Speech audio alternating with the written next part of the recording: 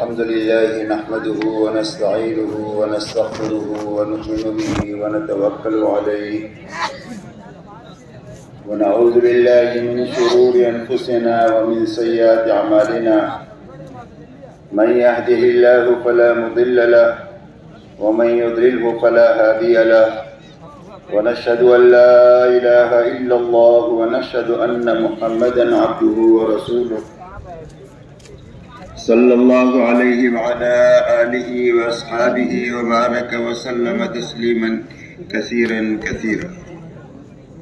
أعوذ بالله من الشيطان الرجيم. بسم الله الرحمن الرحيم. ومن أحسن قولا ممن دعا إلى الله وعمل صالحا وقال إنني من المسلمين. وقال عليه الصلاة والسلام لا يؤمن أحدكم حتى يكون هواه تبعا لما جئت به أو كما قال عليه الصلاة والسلام.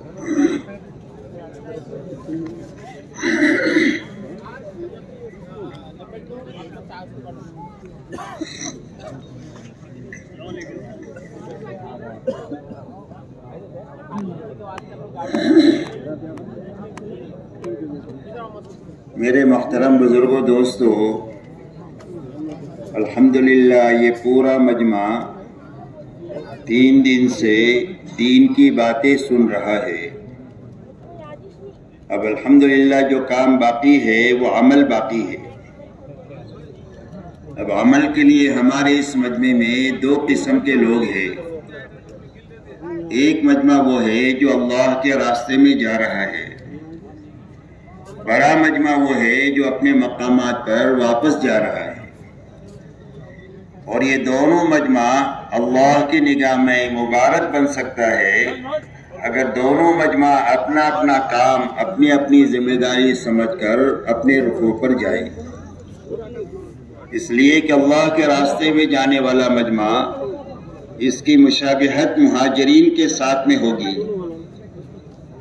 اگر یہ اپنے کام کو سمجھ کر کام کرنے کی نیت سے جائیں گے، اور جو لوگ اپنے گھروں کو واپس جا رہے ہیں وہ حضرات بھی اللہ کے راستے میں نکلنے کی تیاری کی غرض سے اپنے کام کو اپنے مقام پر کرنے کی نیت سے جائیں گے تو ان کا شمار اللہ کی نگاہ میں انصار کے ساتھ میں ہوگا.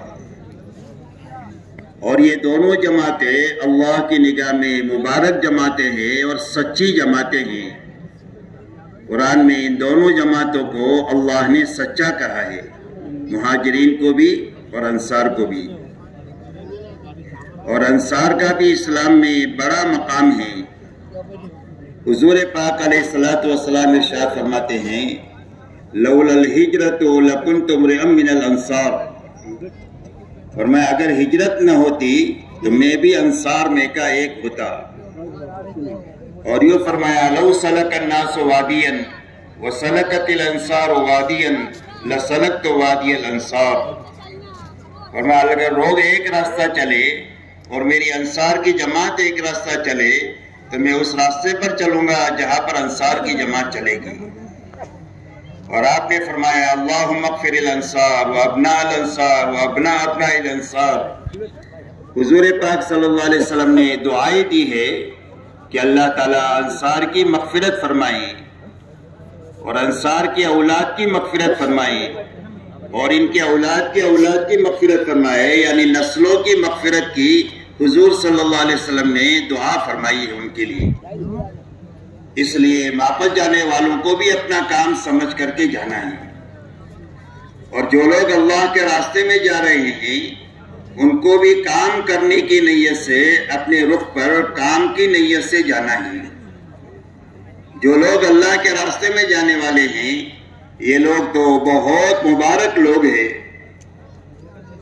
اس لیے کہ اپنی جان اور مال کو لے کر اللہ کے دین کے لیے اللہ کے راستے میں پھرنا یہ اللہ کی نگاہ میں بہت بڑا کام ہے.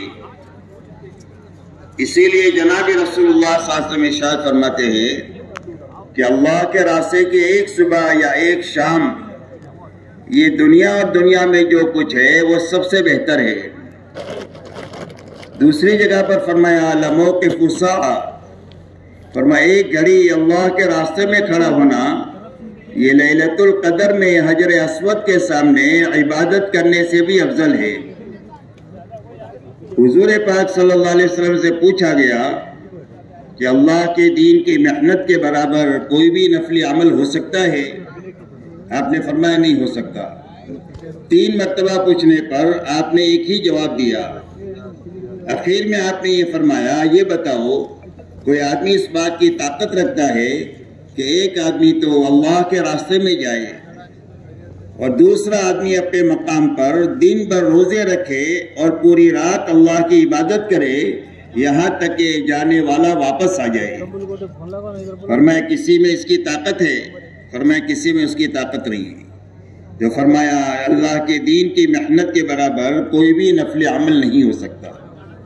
اس لیے اللہ کے راستے میں پھرنا یہ بہت بڑا کام ہے۔ اسی لیے حضرت عبداللہ ابن رواحہ رضی اللہ تعالیٰ عنہ جمعہ کی نماز آپ کے پیچھے آپ کی مسجد میں پڑھنے کے لیے رک گئے اور جماعت صبح چلی گئی۔ آپ نے پوچھا عبداللہ وہ جماعت تمہارے سے کتنی آگے نکلی؟ فرمایا آدھا دن آگے نکلی۔ آپ نے فرمایا وہ جماعت تمہارے سے 500 سال آگے نکل گئی۔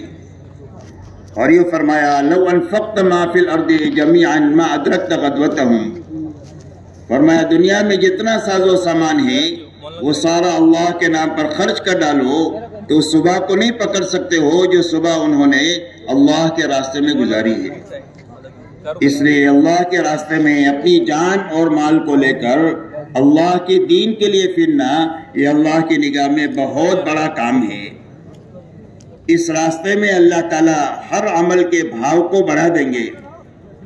آپ جو تسبیح پڑھیں گے، جو تلاوت کریں گے، جو آپ گشت کریں گے، جو آپ تعلیم کریں گے، جو آپ تہجد پڑھیں گے، آپ جو لوگوں کی ملاقاتیں کریں گے، آپ جو پیدل چلیں گے، جو کام بھی آپ کریں گے اس کام پر اللہ تعالیٰ آپ کو بڑے بڑے اجر اور ثواب عطا فرمائیں گے۔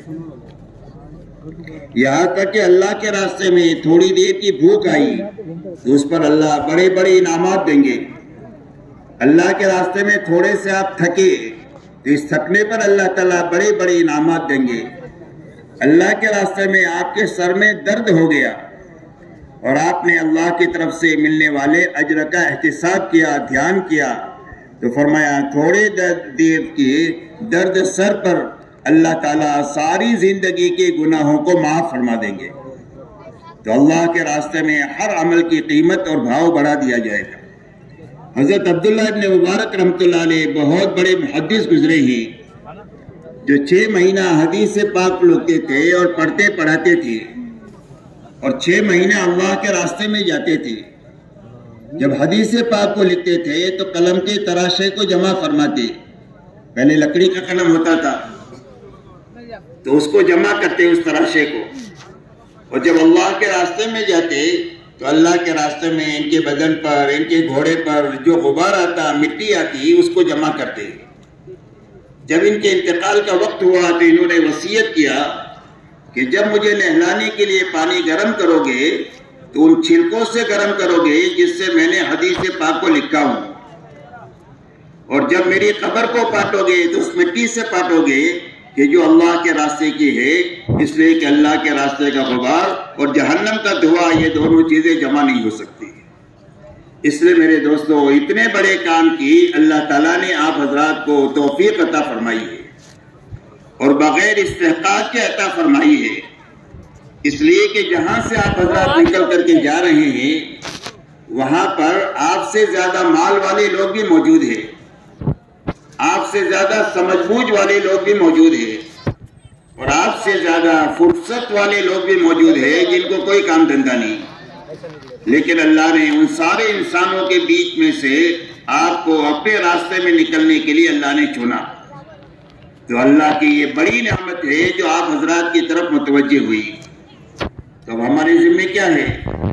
فرمایا ہمارے ذمہ یہ ہے کہ اللہ کی اس نعمت کا شکر ادا کیا جائے، اس لیے کہ اللہ تعالیٰ کوئی بھی نعمت کسی کو عطا فرماتے ہیں چھوٹی بڑی تو اللہ تعالیٰ کا ایک ہی مطالبہ ہے کہ اس نعمت پر شکر کرو۔ آل داؤد کو اللہ نے حکومت دیا اور نبوت دیا تو اللہ نے فرمایا اعملوا آل داؤد شکرا وقلیل من عبادی الشکور، فرمایا آل داؤد ہم نے تم کو نبوت بھی دیا اور حکومت بھی دیا، تو اس کے شکر میں کیا کرو؟ فرمایا عمل کرو۔ حضرت موسیٰ علیہ السلام کو اللہ تعالیٰ نے قرآن میں فرمایا کہ اے موسیٰ ہم نے تمہیں اپنی ہم کلامی کا شرف بخشا، اور ہم نے تمہیں پیغمبری عطا فرمائی، اور ہم نے تورات جیسی کتاب تمہیں عطا فرمائی ہے، بڑی بڑی ہماری نعمتیں ہیں جو تمہیں عطا فرمائی ہے، تو اس پر آپ کو کیا کرنا چاہیے؟ تو حضرت موسیٰ علیہ السلام سے یہ فرمایا وَقُم مِّنَ الشَّاكِرِينَ، فرمایا ان نعمت پر اللہ کے شکر گزار بندو، شکر کرنے والے بنو۔ اس لیے میرے دوستو اس محنت پر ہمارے ذمے ہے اللہ کا شکر۔ تو اس نعمت کا کیا شکر ہے؟ اس نعمت کا شکر یہ ہے کہ ہمارے نکلنے کا جتنا زمانہ ہے 4 مہینے کا یعنی 120 دن کا، تو یہ 120 دن میں جتنے کرنے کے کام ہیں انفرادی اجتماعی، ان سارے کاموں کی پابندی کے ساتھ ہر دن اپنا گزارا، یہ اس نعمت کا شکر ہے۔ جتنی بچنے کی چیزیں ہیں ان ساری چیزوں سے بچتے ہوئے ہر دن ہمارا 4 مہینے کا گزارنا یہ نعمت کا شکر ہے۔ اس نعمت کے شکر میں کیا کرنا؟ فرمایا کرنے کے کام کرتے ہوئے اور بچنے کی چیزوں سے بچتے ہوئے اپنا پورا وقت لگانا، یہ اس نعمت کا شکر ہے۔ اس لیے کہ کرنے کے کام اگر نہیں کریں گے تو اندر میں کوئی چیز آئے گی نہیں صرف پھرنے سے، اور کرنے کے کام کیے لیکن بچنے کی چیزوں سے نہیں بچے تو جو عمل کا نور آئے گا وہ نکل جائے گا، کہاں گئے تھے کہیں نہیں اور کیا لائے کچھ بھی نہیں۔ اس لیے اس نعمت کا شکر جو ہے وہ کرنا اور بچنا ہے۔ دیکھو بھائی کل بھی میں نے آپ سے کہا تھا کہ پوری بات کو آپ کو جاگ کر سننا ہے، اور جاگ کر سننے کے لیے یہ ہے کہ بات کرنے والے کی طرف دیکھنا، آنکھیں بند نہیں کرنا، نیچے نہیں دیکھنا، گھٹنوں میں ہاتھ نہیں ڈالنا۔ اگر آپ گھٹنوں میں ہاتھ ڈالیں گے تو فوراً نیند آ جائے گی، یہ سونے کی نیت ہے۔ اس لیے پوری بات آپ حضرات کو جب تک دعا نہ ہو جائے جب تک پوری بات کو جاگ کر سننا ہے۔ مولانا نے اپنی مجالس میں یہی فرمایا کہ یہ کام سمجھنا ہے، اس لیے کہ سمجھے بغیر کریں گے تو سمجھے بغیر چھوڑ بھی دیں گے، اور جب سمجھ کر کریں گے تو ہر حال میں کریں گے اور موت تک کریں گے، اور یہی مطالبہ ہے، ہر حال میں کرنے کا اور موت تک کرنے کا مطالبہ ہے۔ لا تموتن الا وانتم مسلمون، اللہ فرماتے ہیں مسلمان بن کر کے مریو، یعنی فرما بردار بن کر کے مریو۔ تو فرما بردار بن کر کون مرے گا؟ فرما جو فرما بردار بن کر جیے گا وہ فرما بردار بن کر کے مرے گا۔ تو فرما بردار بن کر اس وقت میں جینا نصیب ہوگا جب کام کو اچھی طرح سمجھ کر کریں گے۔ اور سمجھنے کی کیا معنی ہے؟ سمجھنے کے معنی ہے کام کے یقین کے ساتھ کام میں چلنا۔ مولانا الیاس صاحب رحمۃ اللہ علیہ ایک مرتبہ مجمع سے بات کر رہے تھے، بات پوری ہونے کے بعد فرمایا سمجھ میں آ گیا؟ تو مجمع نے کہا ہاں سمجھ میں آ گیا۔ تو مولانا نے یہ فرمایا کہ سمجھ میں نہیں آیا ہے، سننے میں آیا ہے، اور یہ فرمایا سمجھ میں آنا کس کو کہتے ہیں؟ اگر یہ سمجھنا ہے تو مسجد کے باہر چلے جاؤ اور دنیا داروں کو دیکھو جن کو دنیا سمجھ میں آئی ہوئی ہے، تاجر کو دیکھو، ملازم کو دیکھو، حاکم کو دیکھو، ڈاکٹر کو دیکھو، انجینئر کو دیکھو کہ ہر آدمی اپنے کام میں ہر حال میں لگا ہوا ہے، پوری زندگی لگا ہوا ہے، کوئی تعریف کرے تو لگے، کوئی برائی کرے تو لگے۔ تو استقامت کی کیا وجہ ہے؟ فرمایا استقامت کی وجہ یہ ہے کہ ہر آدمی کو اپنا کام سمجھ میں آیا ہوا ہے، اور سمجھ میں آنے کی بنیاد کیا ہے کہ ہر آدمی کو یہ یقین ہے کہ سوئی کی ضرورت پڑے گی تو میرے مشغلے سے آئے گی، اور میرے بچے بڑے ہو جائے ان کی شادی کا خرچ آئے گا تو میرے مشغلے سے آئے گا، مکان بنانا ہوگا تو میرے مشغلے سے مکان بنے گا۔ ہر آدمی کا یقین ہے کہ میری ہر چھوٹی بڑی ضرورت میرے اس مشغلے سے پوری ہوگی، یہ یقین استقامت کا ذریعہ ہے۔ اس کام کو ایسا سمجھنا ہے کہ ہمارے دل کا وجدان یہ بن جائے کہ ہماری سوئی سے لے کر جنت میں جانے تک کے جتنے چھوٹے بڑے مسائل ہیں ان سارے مسائل کا حل اللہ نے اس محنت میں رکھا ہے، اس کا یقین ہماری استقامت کا ذریعہ ہے۔ اس کے لیے اس کام کو اچھی طرح شروع سے لے کر آخر تک سمجھنا ہے اور اچھی طرح کرنا ہے اور اچھی طرح کرنے والے آدمی تیار کرنا ہے. کیونکہ اس طرح بات سنیں گے انشاءاللہ اللہ تعالیٰ ہمارے لیے آسان فرما دے. اور جاگ کر سنیں بھائی. آپ حضرات نے اوپر بٹھایا ہم لوگوں کو تو نظر آتا ہے اگر کوئی سوتا ہے تو اس کے لیے آپ حضرات جاگ کر پوری بات سنیں.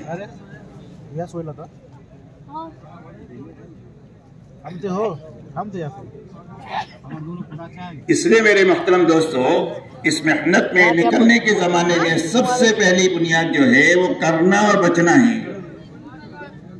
کرنے کے جتنے کام ہیں انفرادی اجتماعی وہ سارے کاموں کی روز پابندی کے ساتھ اپنا وقت لگانا ہے. بچنے کی جتنی چیزیں ہیں ان ساری چیزوں سے بچتے ہوئے اپنا ہر دن لگانا ہے. کہ بھائی بات یاد رہے گی تاکہ جماعت میں نکلنے کا جو مقصود ہے وہ حاصل ہو جائے. ہم اللہ کے راستے میں کیوں نکلتے ہیں اور پوری امت کو اس راستے میں نکلنے کے لیے کیوں کہتے ہیں؟ ہمارے نکلنے اور نکالنے کی غرض یہ ہے کہ ہر ایمان والے کی زندگی میں ایک تو پورے دین پر چلنے کی طاقت پیدا ہو جائے. کیا پیدا ہو جائے؟ پورے دین پر چلنے کی طاقت پیدا ہو جائے جس کے نتیجے میں سارے فرائض زندگیوں میں آ جائے اور سارے حرام سے زندگی پاک ہو جائے. دوسری غرض جماعت میں پھرنے پھرانے کی یہ ہے کہ ہر ایمان والے کی زندگی میں دین کی ذمہ داری کا احساس پیدا ہو جائے کہ میں باپ ہوں, بچوں کی ذمہ داری مجھ پر ہے, میں شوہر ہوں, بیوی کی ذمہ داری ساری ضروریات کی میرے اوپر ہے. ان ضروریات کو پورا کرنے کے لیے جو کچھ کرنا پڑے گا میں اپنی تمام تر طاقت لگا دوں گا. تو ایسا ہی دین کی ذمہ داری کا احساس ہمارے اندر پیدا ہو جائے کہ میں مسلمان ہوں, اسلام کی ذمہ داری بھی مجھ پر ہے اور اس ذمہ داری کو پورا کرنے کے لیے جتنی جان کی, مال کی, وقت کی, صلاحیت کی ضرورت ہوگی وہ خوشی خوشی میں لگاؤں گا تاکہ دین کی ذمہ داری پوری ہو جائے. دین کی کمی پر ہم کو رونا آئے اور دین کے پھلنے پھولنے پر ہماری خوشی کا کوئی اندازہ نہ رہے. تو یہ دو چیزیں پیدا کرنے کے لیے پوری امت میں یہ تبلیغ کی محنت ہے. ایک پورے دین پر چلنے کی طاقت پیدا کرنے کے لیے, دوسرا دین کی ذمہ داری کا احساس پیدا کرنے کے لیے. تو یہ دونوں چیزیں پیدا کرنے کی پہلی بنیاد جو ہے وہ کرنا اور بچنا ہے. کہ وہ بات یاد رہے گی. اب کرنے کے جو کام ہیں سب سے پہلے 6 نمبر ہے. یہ 6 نمبر اپنی زندگی میں نکلنے کے زمانے میں بھی لانے کی محنت کرنا ہے اور جو واپس جانے والے ہیں ان واپس جانے والوں کو بھی اپنی زندگی میں یہ 6 صفات لانے کی محنت کرنا ہے. فرق صرف اتنا ہے کہ جماعت میں نکلنے والے یکسوئی کے ساتھ اپنی دنیا سے فارغ ہو کر اس میں لگیں گے اور واپس جانے والے اپنے گھر کاروبار کو حلال طریقے سے کماتے ہوئے اپنا وقت نکال کر ان صفات کو اپنی زندگی کے لانے کی محنت میں لگیں گے. فرق اتنا ہے یکسوئی کا اور اپنے گھر کاروبار کے ساتھ لگنے کا. باقی پوری امت کی یہ ضرورت ہے کہ ہر فرد امت کی زندگی میں یہ 6 صفات زندہ ہو جاوے. یہ 6 صفات پورا دین نہیں ہے لیکن زندگی میں پورا دین حقیقت کے ساتھ آ نہیں سکتا ہے 6 صفات کے بغیر. 6 صفات زندگیوں میں حقیقت کے ساتھ آئیں گے تو ہر فرد امت میں پورے دین پر چلنے کی طاقت پیدا ہو جائے گی. دوسرا محنت کا وہ رخ زندگیوں میں قائم ہو جائے گا جو اللہ کے مطلوب بھی ہے, اللہ کے پسندیدہ بھی ہے. اور یہی دونوں ذمہ داری ہے, دین پر چلنا, دین کی محنت کرنا. تو یہ پوری چیز طاقت جو پیدا ہوگی وہ 6 صفات کے راستے سے پیدا ہوگی. ہر عمل اللہ کے جو مقبول ہوگا وہ 6 صفات کی رعایت کی وجہ سے مقبول ہوگا. عمل میں 6 نمبر کی رعایت نہیں ہے تو عمل اللہ کے مردود ہو جائے گا. اچھی طرح ہم کو سمجھنی یہ باتیں. تیسری بات میرے دوستو یہ ہے کہ پوری امت میں جتنے اختلافات ہیں جس لائن کے بھی, قومیت کے, وطنیت کے, لفظ زبان کے, رنگ کے, یہ سارے اختلافات ختم ہو کر پوری امت اور ایک اور نیک ہو جائے گی یہ 6 صفات کی زندگی میں آنے کے نتیجے میں. اور جب پوری امت ایک ہو جائے گی تو اللہ کی مدد کے مستحق ہو جائے گی. اس لیے کہ اجتماعیت اللہ کی مدد کا سب سے بڑا سبب ہے اور آپس کے سارے اختلافات ختم ہونے کا راستہ یہ صرف 6 نمبر ہے. کہ ہر فرد امت کی زندگی میں یہ 6 صفات اپنی حقیقت کے ساتھ میں آ جائے۔ اب ان 6 صفات میں سب سے پہلے اپنی ایمان بنانے کی محنت میں ہم کو لگنا ہے، اور ایمان بنانے کی محنت کے معنی یہ ہے کہ ایمان کا کلمہ بھی ٹھیک ٹھیک یاد کرنا ہے، اور اس کا یقین بھی اپنے دلوں میں بنانا ہے کہ ہماری زندگی کے بننے بگڑنے کا تعلق ملک و مال سے نہیں ہے، ڈگری اور عہدوں سے نہیں ہے، چیزوں اور سامانوں سے نہیں ہے، بلکہ ہماری زندگی کے بننے کی بنیاد صرف ایک اللہ کی ذات ہے۔ اللہ ہی زندگیوں کو بناتے ہیں، اللہ ہی زندگیوں کو اجارتے ہیں۔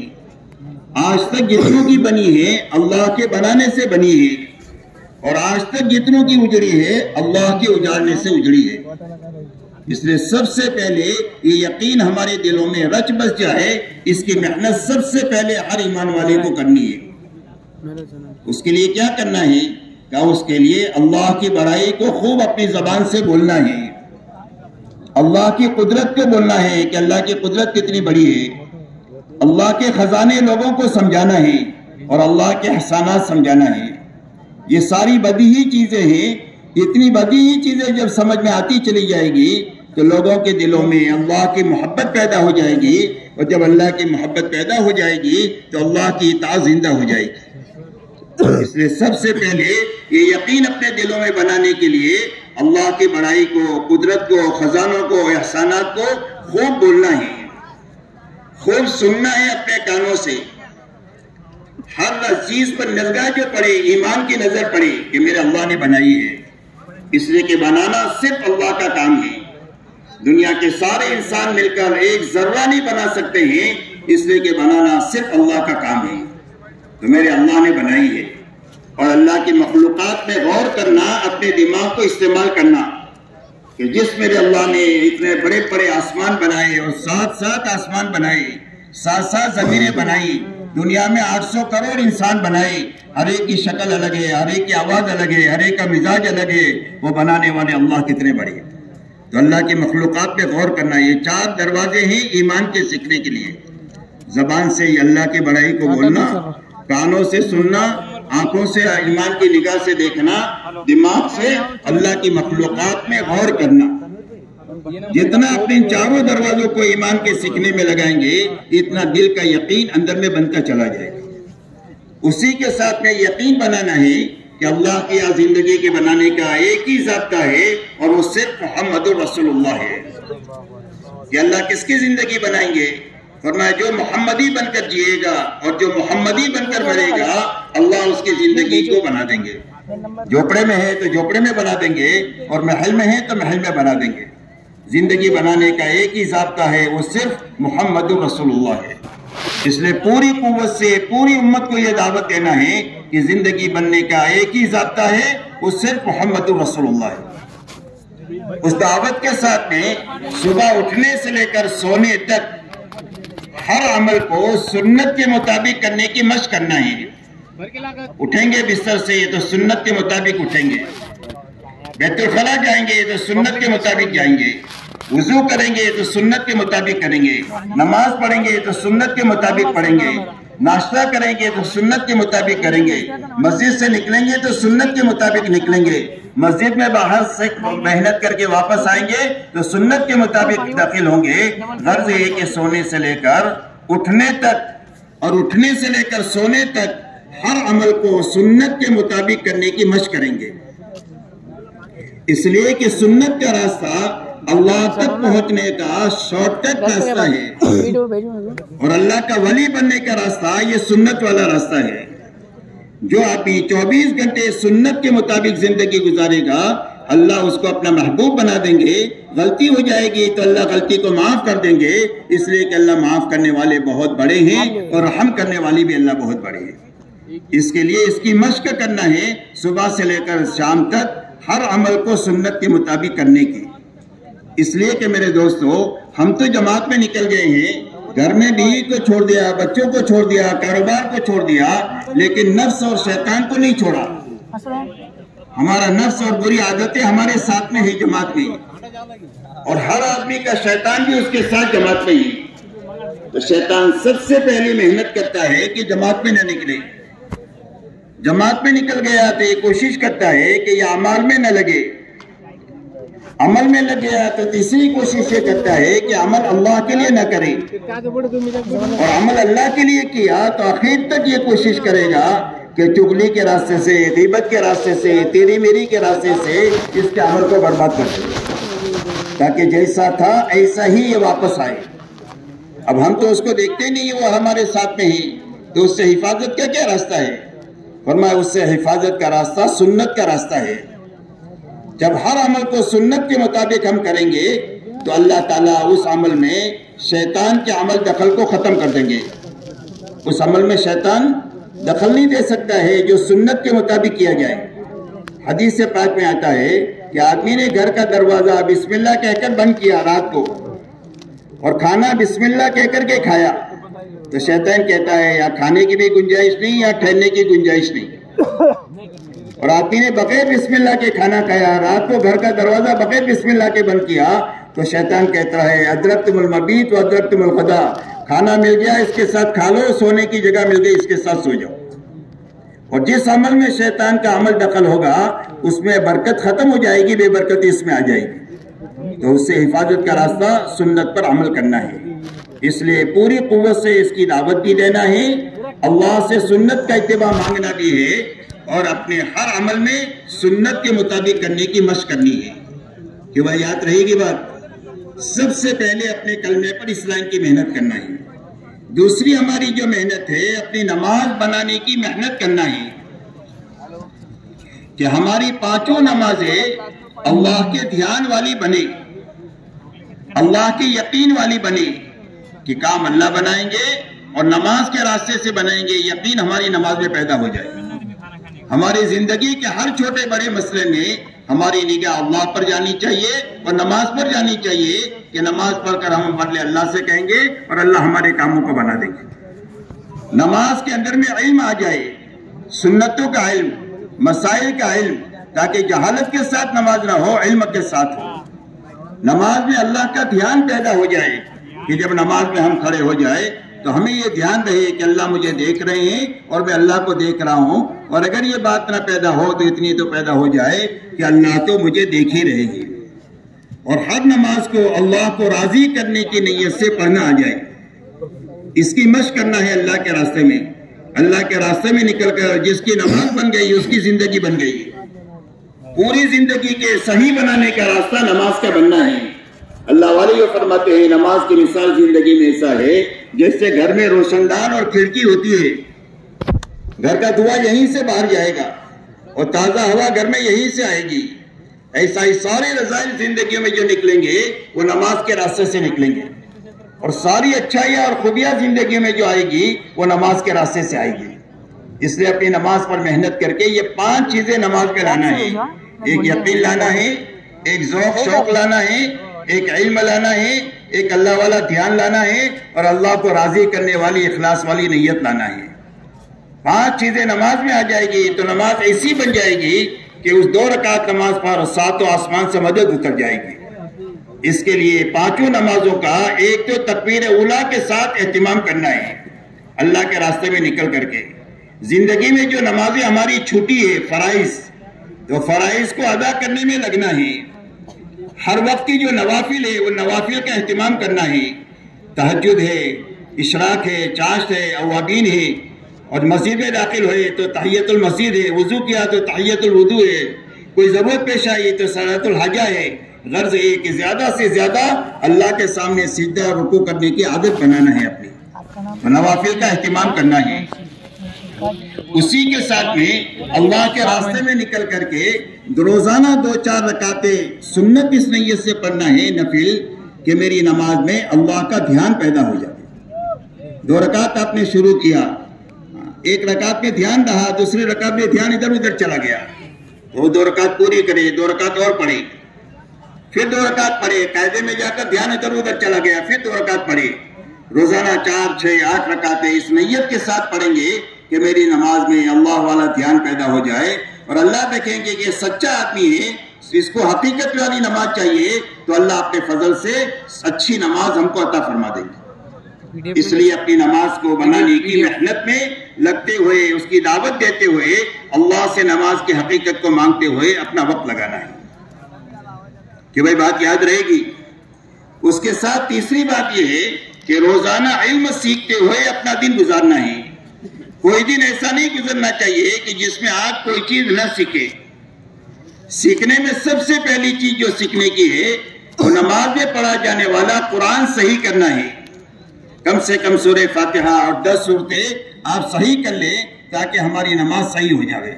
مخارج کے ساتھ، تجوید کے ساتھ پڑھنا سیکھنا ہے اللہ کے راستے میں نکل کر۔ علماء ساتھ ہیں تو ان سے سیکھے، علماء نہیں ہے تو جن مسجدوں میں آپ جائیں گے ان مسجدوں میں علماء ملیں گے، ائمہ ملیں گے، ان سے اپنی نماز سنا کر کے نماز کو صحیح کرنے کی فکر میں لگے۔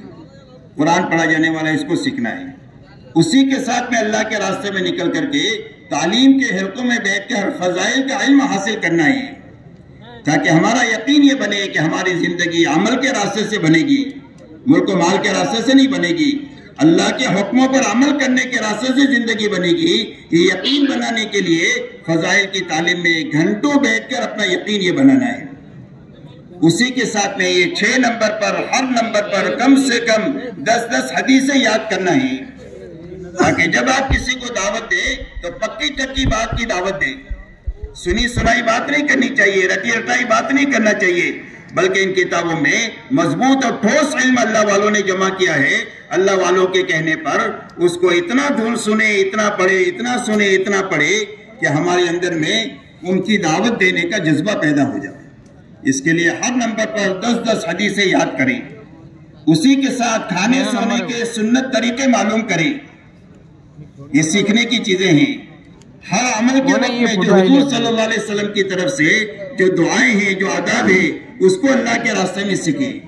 انفرادی وقت میں مسائل سیکھیں۔ انفرادی وقت میں مسائل سیکھیں کہ نماز کے فرائض کیا ہے، واجبات کیا ہے، سنن کیا ہے، نماز کے فرائض، وضو کے فرائض کیا ہے، غسل کے کیا فرائض ہے، جنازے کی نماز کیا ہے۔ غرض یہ کہ یہ ساری چیزیں سیکھنے کی ہے۔ یہ ساری چیزوں کو سیکھتے ہوئے اپنا وقت جو ہے وہ لگانا ہے کہ بھئی یاد رہے گی بات۔ کوئی دن ہمارا ایسا نہیں گزرنا چاہیے کہ جس میں آپ کوئی چیز نہ سیکھے۔ الاہم فالاہم، جو جتنا اہم ہے اس کو پہلے سیکھنا ہے، اس کے بعد اس کو سیکھنا ہے۔ پہلے قرآن پاک سیکھے، پھر تشہد سیکھے، پھر دعائے قنوت سیکھے، پھر درود شریف سیکھے، پھر دعا سیکھے۔ یہ جتنے اہم ہے نماز میں، اس میں اہم چیز کو پہلے سیکھا جائے، اس کے بعد دوسری چیز کو، تیسری چیز کو، یہاں تک کہ سب سے پہلے ہماری نماز اچھے سے اچھی بن جانی چاہیے۔ اس لیے علم کو سیکھتے ہوئے اور سکھاتے ہوئے اپنا وقت لگانا ہے۔ اسی کے ساتھ اللہ کے راستے میں نکلنے کے زمانے میں اور مقام پر اللہ کا نام لینے کی عادت ڈالی ہے کہ اللہ ہم کو ہر وقت میں یاد رہے کہ اللہ سمیع ہے، سننے والے ہیں، اللہ بصیر ہے، باریک بین ہے، اللہ تعالیٰ قدیر ہے، نیکی کریں گے تو انعام دینے پر قادر ہے، برائی کریں گے تو پکڑنے پر قادر ہے۔ اس دھیان کے ساتھ میں جینا آ جائے اللہ کے، اس کے لیے ذکر کی کثرت کرنے کی اپنی عادت بنانی ہے۔ ذکر کرنے میں سب سے پہلے قرآن پاک کی تلاوت کرنی ہے ہدایت کی نیت سے۔ کم سے کم جو لوگ پڑھے ہوئے ہیں وہ ایک پارہ قرآن پاک اپنی ہدایت کی نیت سے روزانہ پڑھیں۔ جو پڑھے ہوئے نہیں ہیں وہ کم سے کم روزانہ آدھا گھنٹہ قرآن پاک کے سیکھنے میں لگائیں۔ آدھا گھنٹہ آپ سیکھیں گے تو 4 مہینے میں قرآن پڑھنا آپ کو آ جائے گا۔ علماء ساتھ ہیں تو ان سے سیکھیں، نہیں تو ہر مسجد میں آپ کو علماء ملیں گے، ان سے سیکھتے ہوئے آپ چلیں گے تو قرآن پڑھنا آپ کو آ جائے گا۔ اس لیے سب سے پہلا ذکر قرآن پاک کی تلاوت ہے، اور اگر تہجد کے وقت میں پڑھنا نصیب ہو جائے تو یہ سب سے بڑا ذکر ہے۔ اسی کے ساتھ صبح شام کی 3 تسبیحات باوضو قبلہ رخ بیٹھ کر اس دھیان کے ساتھ پڑھنا ہے کہ اللہ مجھے دیکھ بھی رہے ہیں اور اللہ میرے ذکر کرنے کو سن بھی رہے ہیں۔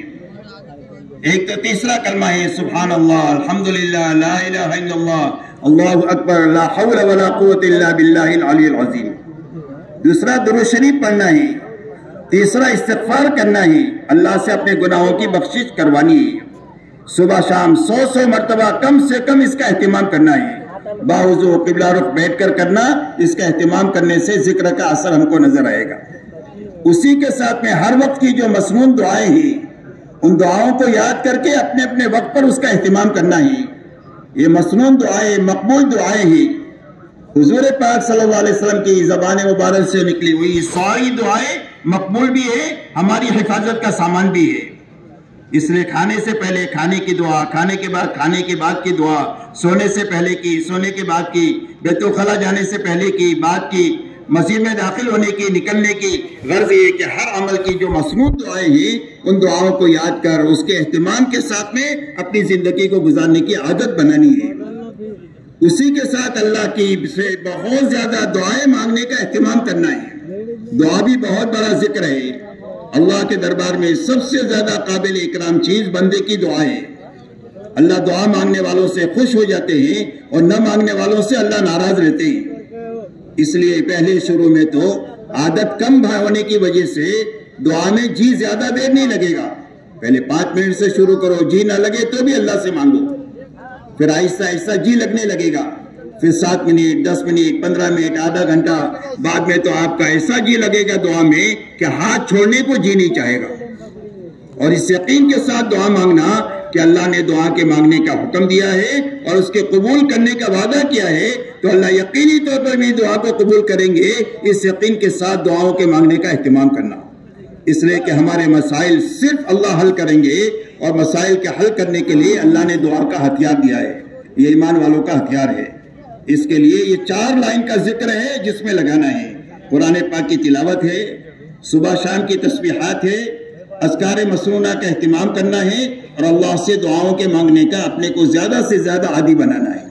اسی کی امت کو دعوت دینی ہے اور اسی کی مشق کرنی ہے، اور اسی کو اللہ سے مانگنا ہے کہ اللہ اپنا تعلق نصیب دے دے، محبت کا، خشیت کا اور یقین کا۔ اسی کے ساتھ میں ہر ایمان والے سے محبت کرنا سیکھنا ہے، ایمان کی وجہ سے کہ اس کے دل میں ایمان ہے، وہ قابل احترام ہے اور محبت کے قابل ہے۔ کتنا ہی گناہوں میں ڈوبا ہوا ہو، ہم اس گناہوں سے نفرت کریں گے، گنہگار سے محبت کریں گے۔ جیسے بیماری سے نفرت کرتے ہیں اور بیمار سے محبت کرتے ہیں، ایسے ہی گناہوں سے نفرت کرنا، گنہگار سے محبت کرنا۔ اس لیے ہر مسلمان سے محبت کرنا آ جائے، ہر مسلمان کے کام آنا آ جائے، ہر مسلمان کی غلطی کو معاف کرنا آ جائے، ہر مسلمان کی غلطی کو درگزر کرنا آ جائے۔ غلطی ہو جائے تو اس سے معافی مانگنا آ جائے، کوئی غلطی کر دے تو اس کو معاف کرنا آ جائے۔ ایسے اچھے اخلاق کی مشق کرنی ہے کہ ہماری زندگی میں برائی کا بدلہ اچھائی سے دینا آ جائے، ظلم و زیادتی کو درگزر کرنا آ جائے۔ کوئی رشتہ داری توڑے تو اسے رشتہ داری جوڑنے کا فکر ہمارے اندر پیدا ہو جائے۔ کوئی چائے پانی نہ پوچھے، اس کو کھلانے پلانے کی عادت بنے۔ یہ اخلاق کا خلاصہ ہے۔ یہ اخلاق اپنی زندگی میں بنانے کی مشق کرنی ہے، ہر ایمان والے کو کرنی ہے، جماعت میں نکل کر کے بھی کرنی ہے اور مقام پر بھی اس کی محنت کرنی ہے۔ اس لیے کہ اکثر لوگ جنت میں جو جائیں گے وہ تقوی کی وجہ سے جائیں گے اور اچھے اخلاق کی وجہ سے جائیں گے، اور اکثر لوگ جہنم میں جائیں گے وہ زبان کی لفظی سے جائیں گے اور شرمگاہ کی لفظی سے اکثر لوگ جہنم میں جائیں گے۔ اس لیے اپنے اندر میں تقوی پیدا کرنا، اپنے اندر میں اچھے اخلاق پیدا کرنا، اس لیے کہ دنیا میں اللہ کا دین جو پھیلے گا وہ ہمارے اخلاق کے راستے سے دنیا میں دین پھیلے گا۔ اس لیے اس کی پوری امت کو دعوت بھی دینی ہے، اللہ سے دعا بھی مانگنی ہے اور اس کی مشق کرنی ہے۔ خاص کر کے جماعت میں نکلنے کے زمانے میں ہر ساتھی کا جذبہ یہ ہو کہ میرا ساتھی اچھا کھانا کھا لے، میرا ساتھی اچھی جگہ سو جائے، میرا ساتھی اچھی جگہ بیٹھ جائے۔ میں کہیں بھی کونے کاپتے میں سو جاؤں گا، بیٹھ جاؤں گا، میرے ساتھیوں کو مجھ سے راحت پہنچنی چاہیے، کسی کو بھی مجھ سے تکلیف نہیں پہنچنی چاہیے۔ اور اگر کسی کو تکلیف پہنچ جائے تو فوراً معافی مانگ لے، اور جس کو تکلیف پہنچی ہے فوراً معاف کر دے۔ اگر معافی مانگنا اور معاف کرنا جانیں گے تو زندگی میں تبلیغ کر سکیں گے۔ ہر ایک سے جڑنا سیکھے، ہر ایک کو جوڑنا سیکھے۔ ہمارا اپنا کوئی سرکل نہیں ہے، ہم سارے ایمان والے کے ساتھ ہیں، ہر ایمان والے ہمارے ہیں اور ہم ایمان والے ہیں۔ پوری امت ہماری ہے، ہم امت کا ایک فرد ہے۔ ہر مسلمان سے جڑنا آ جائے۔ ہمارا اپنا کوئی سرکل نہیں ہے، چاہے ہماری برادری کا ہو، چاہے ہمارے ضلع کا ہو، چاہے ہمارے صوبے کا ہو، ملک کا ہو، عالم کا ہو، کوئی بھی مسلمان ہے، اس مسلمان کے ساتھ مل کر کے ہم دین پر بھی چل سکتے ہیں، اللہ کے دین کا کام بھی کر سکتے ہیں۔ ہمارا اپنا کوئی سرکل نہیں، ہمارا اپنا کوئی ٹولی اور کوئی جماعت نہیں۔ تو اس کی مشق کرنی ہے اللہ کے راستے میں نکل کر کے بھی اور مقام پر بھی۔ اسی کے ساتھ ہر عمل میں اللہ کو راضی کرنے کی نیت بنانے کی مشق کرنی ہے۔ عام طور پر آدمی بغیر نیت کے کام کرتا ہے یا بگڑی ہوئی نیت سے کام کرتا ہے۔ اور دونوں چیزیں بری ہیں. لیکن نیت عمل پر دھیان نہیں ہے. نیت پر اس کے لیے ہر آدمی سمجھتا ہے کہ میں تو مخلص ہوں. جب عمل پر نیت کا دھیان دیں گے تو پتا چلے گا کہ زندگی میں اکثر کام اللہ کے خیر کے لیے ہوتے ہیں. اس لیے ہر چھوٹے بڑے عمل کے وقت میں یہ نیت بنانا کہ یہ عمل کیوں کر رہا ہوں. اگر عمل میں اللہ ہے تو اخلاص ہے، اور اللہ کے علاوہ کوئی چیز ہے تو وہ ریا ہے. اس لیے ہر چھوٹے بڑے عمل میں نیت کرنا اللہ کو راضی کرنے کی، کہ اللہ راضی ہو جائے اور میری آخرت بن جائے. تو اس کی مشق کرنا ہر عمل کے وقت میں. جب مشق کریں گے تو زندگی میں سارے چھوٹے بڑے کام اللہ کی رضا کے لیے اور آخرت بننے کے لیے ہوں گے. اور جب اللہ کی رضا کے لیے عمل کریں گے تو چھوٹا سا عمل بھی نجات کے لیے کافی ہو جائے گا، اور تھوڑے سے عمل بھی جو ہے وہ کامیابی کے لیے کافی ہو جائیں گے. اس کے لیے اس کی مشق کرنا ہے. پوری امت کو اخلاص کی دعوت دینی ہے، اور اللہ سے اخلاص کی حقیقت کو مانگنا بھی ہے.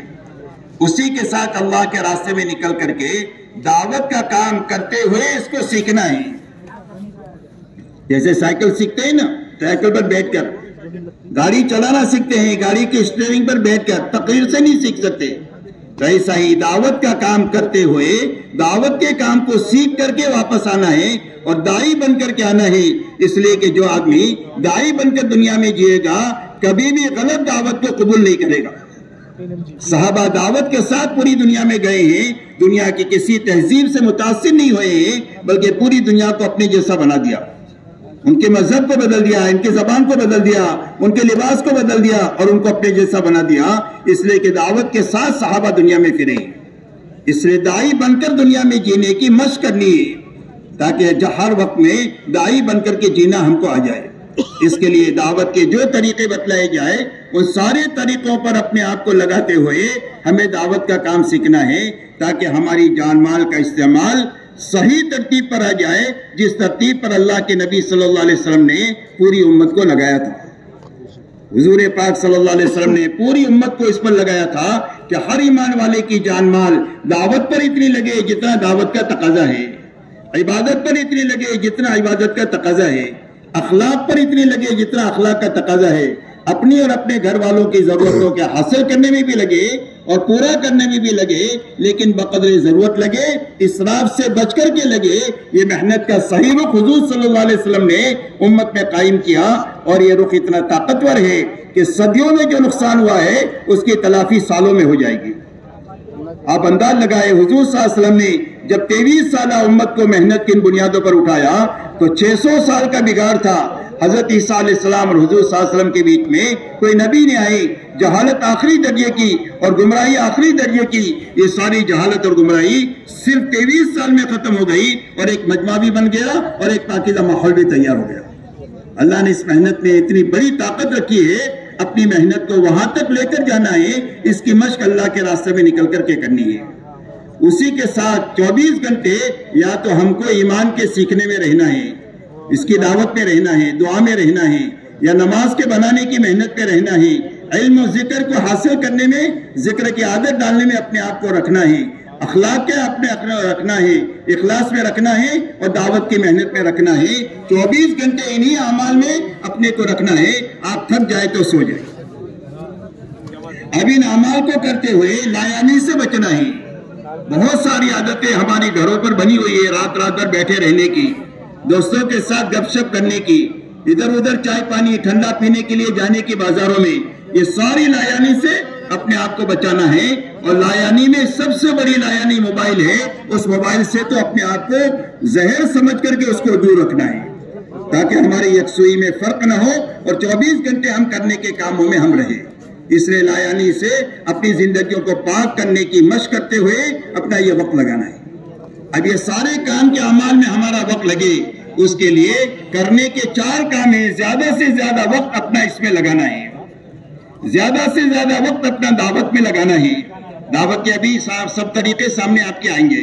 دعوت میں لگانا ہے، دین کے سیکھنے اور سکھانے میں لگانا ہے، اللہ کی ذکر اور عبادت میں لگانا ہے، اور اپنے ساتھیوں کی اور اپنی ضرورتوں میں، مسجد کی صفائی میں، مسجد کے وضو خانے حمامات ہے اس کو صاف ستھرے رکھنے میں. غرض یہ کہ خدمت میں اور اخلاق میں اپنے اوقات کو لگانا ہے. یہ 4 زیادہ سے زیادہ اعمال ہے جس میں اپنے آپ کو لگانا ہے. اب میرے محترم دوستو، یہاں سے ہم جب چلیں گے تو یہاں سے اپنے ساتھ اپنی ساری ضرورتوں کا سامان لے لیں گے. ہمارا بستر ہے، پیسہ ہے، 4 مہینے کا وقت ہے تو سوئی تاگا بھی اپنے ساتھ میں لے لو، تاکہ ایک تو اللہ کے راستے میں نکلنے کے بعد میں کسی سے کوئی چیز مانگنا نہ پڑے. یہ بچنے کی چیزیں ہیں جو جماعت میں نکل کر کے بچنے کی ہے. سب سے پہلی چیز سوال سے بچنا ہے. مخلوق سے مانگنا سوال ہے اور اللہ سے مانگنا دعا ہے. مخلوق سے مانگنا حرام ہے، سوال سے. صحابہ فرماتے ہیں کہ اللہ کے نبی صلی اللہ علیہ وسلم سے ہم نے اس بات پر بیعت کیا کہ کسی سے سوال نہیں کریں گے. تو اگر کسی صحابی کا کوڑا اونٹ پر سواری کے وقت میں نیچے گر جاتا تھا تو نیچے والے کو نہیں کہتے تھے کہ میرا کوڑا دے دے، وہ اپنی سواری سے نیچے اترتے تھے، کوڑا لیتے تھے اور پھر سوار ہوتے تھے. اس لیے کہ اللہ کے نبی نے ہم کو سوال سے منع کیا ہے. اس لیے ایک تو اس سے مانگنے سے بچنا ہے. کسی سے کوئی چیز نہیں مانگنا. ہنڈی اپنے ساتھ رکھنا، کپڑے اپنے ساتھ رکھنا، اپنی ضرورت کا پیسہ اپنے ساتھ رکھنا، تاکہ سفر میں پورے کسی سے چھوٹی چیز بھی مانگنا نہ پڑے. اس کی عادت ڈالنی ہے. مانگیں گے تو اپنے اللہ سے مانگیں گے، باقی مخلوق سے نہ امید بھی رکھیں گے اور نہ مخلوق سے ڈریں گے بھی. اسی کے ساتھ میں کسی کی اچھی چیز کی طرف للچائی ہوئی نگاہ سے بھی نہیں دیکھنا ہے. کسی کا اچھا بیگ ہے، کسی کا اچھا رومال ہے، کسی کا اچھا قلم ہے تو ہمارے دل میں دایا نہ پیدا ہو کہ یہ چیز مجھے دے دے. یہ دل کا سوال ہے، یہ ایمان کی جڑوں کو کھوکھلا کر دیتا ہے. اس لیے دل کے سوال سے بھی اپنے آپ کو بچانا ہے. اللہ کے راستے میں نکل کر کے اور مقام پر رہتے ہوئے بھی اپنی زندگیوں کو اسراف سے پاک کرنا ہے. امت کا المیہ یہ نہیں ہے کہ امت کے پاس جان مال نہیں ہے. امت کے پاس جان بہت ہے اور مال بہت ہے، لیکن زندگیوں میں اسراف داخل ہو گیا. اور اسراف کی مثال اللہ والے فرماتے ہیں آگ کی ہے. آگ میں کتنی بھی لکڑی ڈالو سب کو جلا دے گی، اس کا پیٹ بھرے گا ہی نہیں. ایسا ہی زندگی میں جب اسراف داخل ہو جاتا ہے، جیسے آج داخل ہو گیا تو نہ دعوت کے لیے وقت بچتا ہے، نہ عبادت کے لیے وقت بچتا ہے، نہ اخلاق کے لیے وقت بچتا ہے، یہاں تک کہ اپنے بوڑھے ماں باپ کو سنبھالنے کے لیے بھی وقت نہیں بچتا. اور سارے مال کو اور ساری جانی طاقت کو اسراف نے کھا لیا. تو اللہ کے راستے میں نکل کر خصوصیت کے ساتھ اس بات کی مشق کرنا ہے کہ ہماری زندگی میں سے اسراف نکل جائے. تو اسراف کس کو کہتے ہیں؟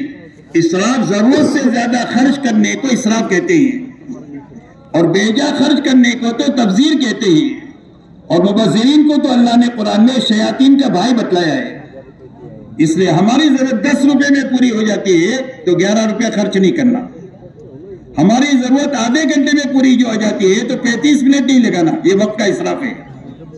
یہاں تک فرمایا کہ اگر ایک آدمی نہر پر وضو کر رہا ہے تو 3 مرتبہ سے زیادہ دھونا اسراف ہے. بات سمجھ میں آ رہی ہے؟ اس کے لیے اسراف سے اپنی زندگیوں کو پاک کرنا ہے.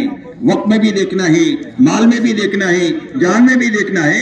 صرف کام پر لگنی چاہیے. کام سے زیادہ کسی جگہ نہ اپنی جان لگانی ہے، نہ اپنا وقت لگانا ہے اور نہ اپنا مال لگانا ہے.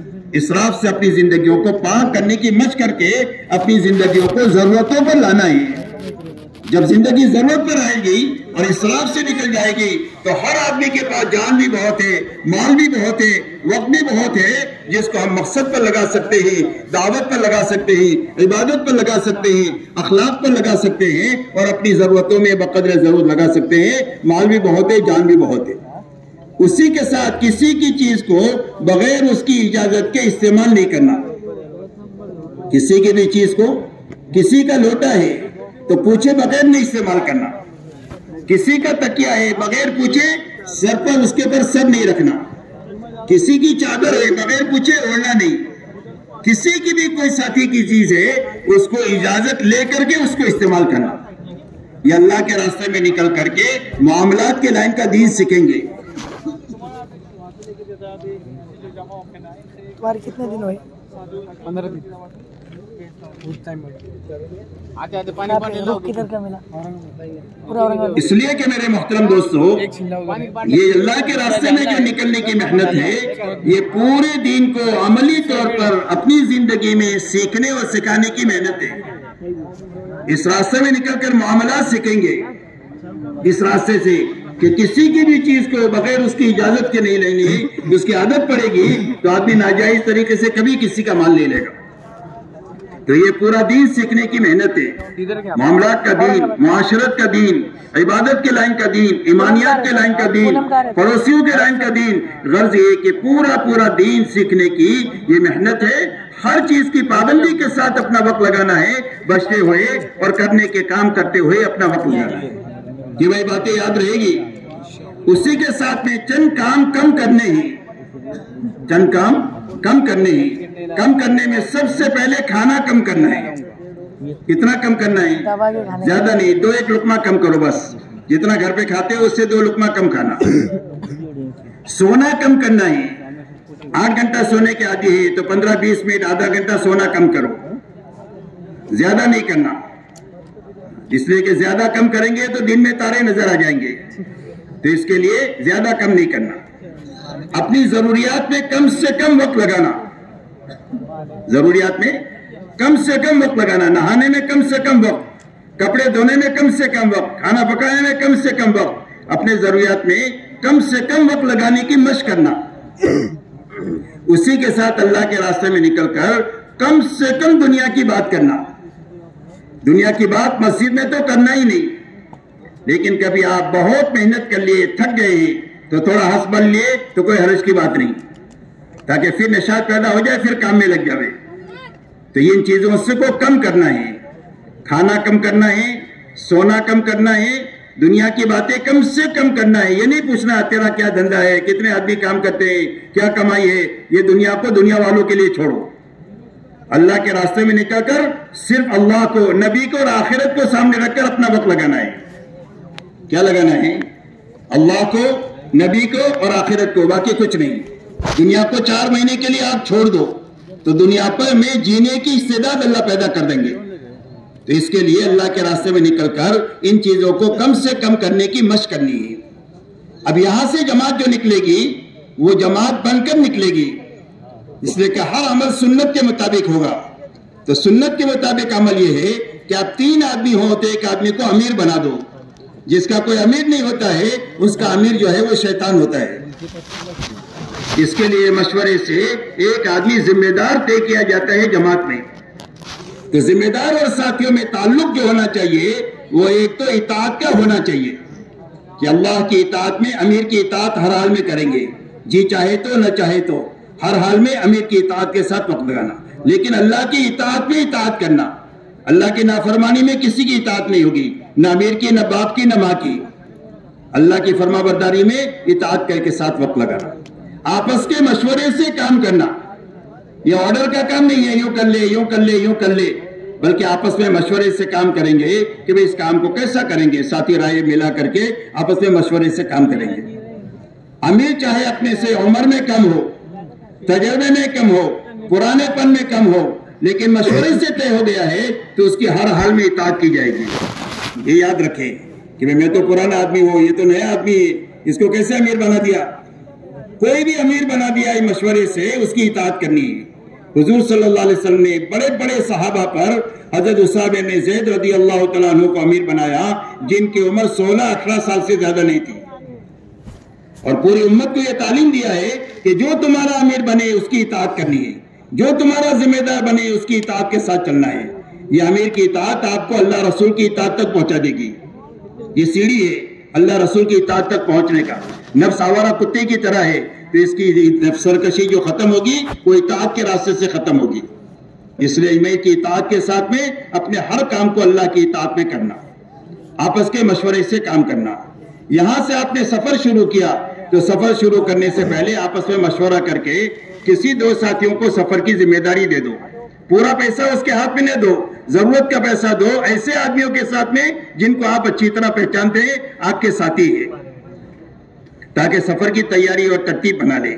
سفر کے دوران بھی آپ کو کوئی نیا آدمی نہیں لینا، جس کو آپ نہیں پہچانتے ہیں اس کو اپنے ساتھ نہیں لینا. بعض مرتبہ دھوکہ ہو جاتا ہے، وہ کہے گا میں آپ کے ساتھ چلوں گا، آپ کے ساتھ چلا، آپ کو دھوکہ دے دیا. تو اس کے لیے دھوکے سے بچنے کے لیے مشورے سے جو آپ کی جماعت بنی ہے وہی آپ کے ساتھ رہے گی. ہاں جس مقام پر آپ گئے ہیں وہاں اگر مقامی لوگ آپس کے مشورے سے کسی آدمی کو آپ کی نصرت کے لیے طے کرے تو اس کو ساتھ لینے میں کوئی حرج نہیں. سفر کے دوران میں آپ کو ان اعمال کے ساتھ اپنا سفر چالو رکھنا ہے. آپ دعوت دے سکتے ہیں تو دعوت دیں، انفرادی دے سکتے ہیں انفرادی دیں، اجتماعی دعوت کا نظام آپس میں تو بیٹھ کر اس کا مذاکرہ کریں، سیکھنے سکھاتے ہوئے اپنا عمل کریں، تعلیموں میں، ٹرینوں میں، اس میں تعلیم کے بجائے انفرادی اعمال کریں گے تو زیادہ مناسب رہے گا۔ اسی کے ساتھ میں اپنا عبادت اور ذکر کرتے ہوئے اپنا وقت لگانا، خدمت کرتے ہوئے اپنا وقت لگانا۔ آپ نے دیکھا کہ بس میں کوئی بوڑھا آدمی کھڑا ہے، آپ کھڑے ہو گئے، ان کو بٹھا دیا۔ کوئی عورت ہے اپنے بچے کے ساتھ کھڑی ہے، آپ نے ان کو بٹھا دیا، آپ کھڑے ہو گئے۔ کوئی بھی خدمت کا موقع ہے اللہ کے راستے میں نکلنے کے زمانے میں تو آپ کو اس کی خدمت کرتے ہوئے آپ کو اللہ کے راستے میں چلنا ہے۔ پورے سفر کے دوران میں کوئی آدمی آپ سے لڑائی جھگڑا کرنے کی کوشش کرے، برا بھلے کہے، لڑائی جھگڑے کی کوشش کرے تو آپ کو لڑائی جھگڑا کرنا نہیں ہے۔ کتا آدمی کو کاٹتا ہے تو آدمی کتے کو نہیں کاٹتا، یہ بھی کاٹتا ہے۔ تو اگر کوئی آدمی کاٹنے کی کوشش کرے تو آپ کو اس سے لڑنا جھگڑنا نہیں ہے۔ ہم تو اخلاق کے ساتھ پوری دنیا میں پھریں گے۔ پوری دنیا پر زبردست تماچا ہے جماعتوں کا پھرنا کہ یہ لوگ غلط چیزوں کو نہیں رواج دیتے، یہ صحیح زندگی دنیا میں کرنا چاہتے ہیں۔ عملی طور پر ہم دنیا کے سامنے یہ پیش کریں گے، دنیا کو دکھانے کے لیے نہیں بلکہ صرف اللہ کو راضی کرنے کے لیے۔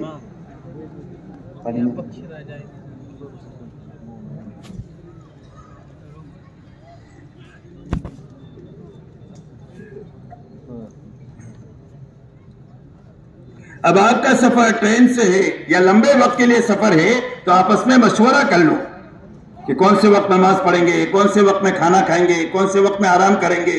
غرض یہ کہ مشورے سے آپ اوقات طے کریں گے تو سارے ساتھیوں کے لیے آسانی ہو جائے گی۔ غرض یہ کہ ان اعمال کو کرتے ہوئے اپنا وقت لگانا ہے۔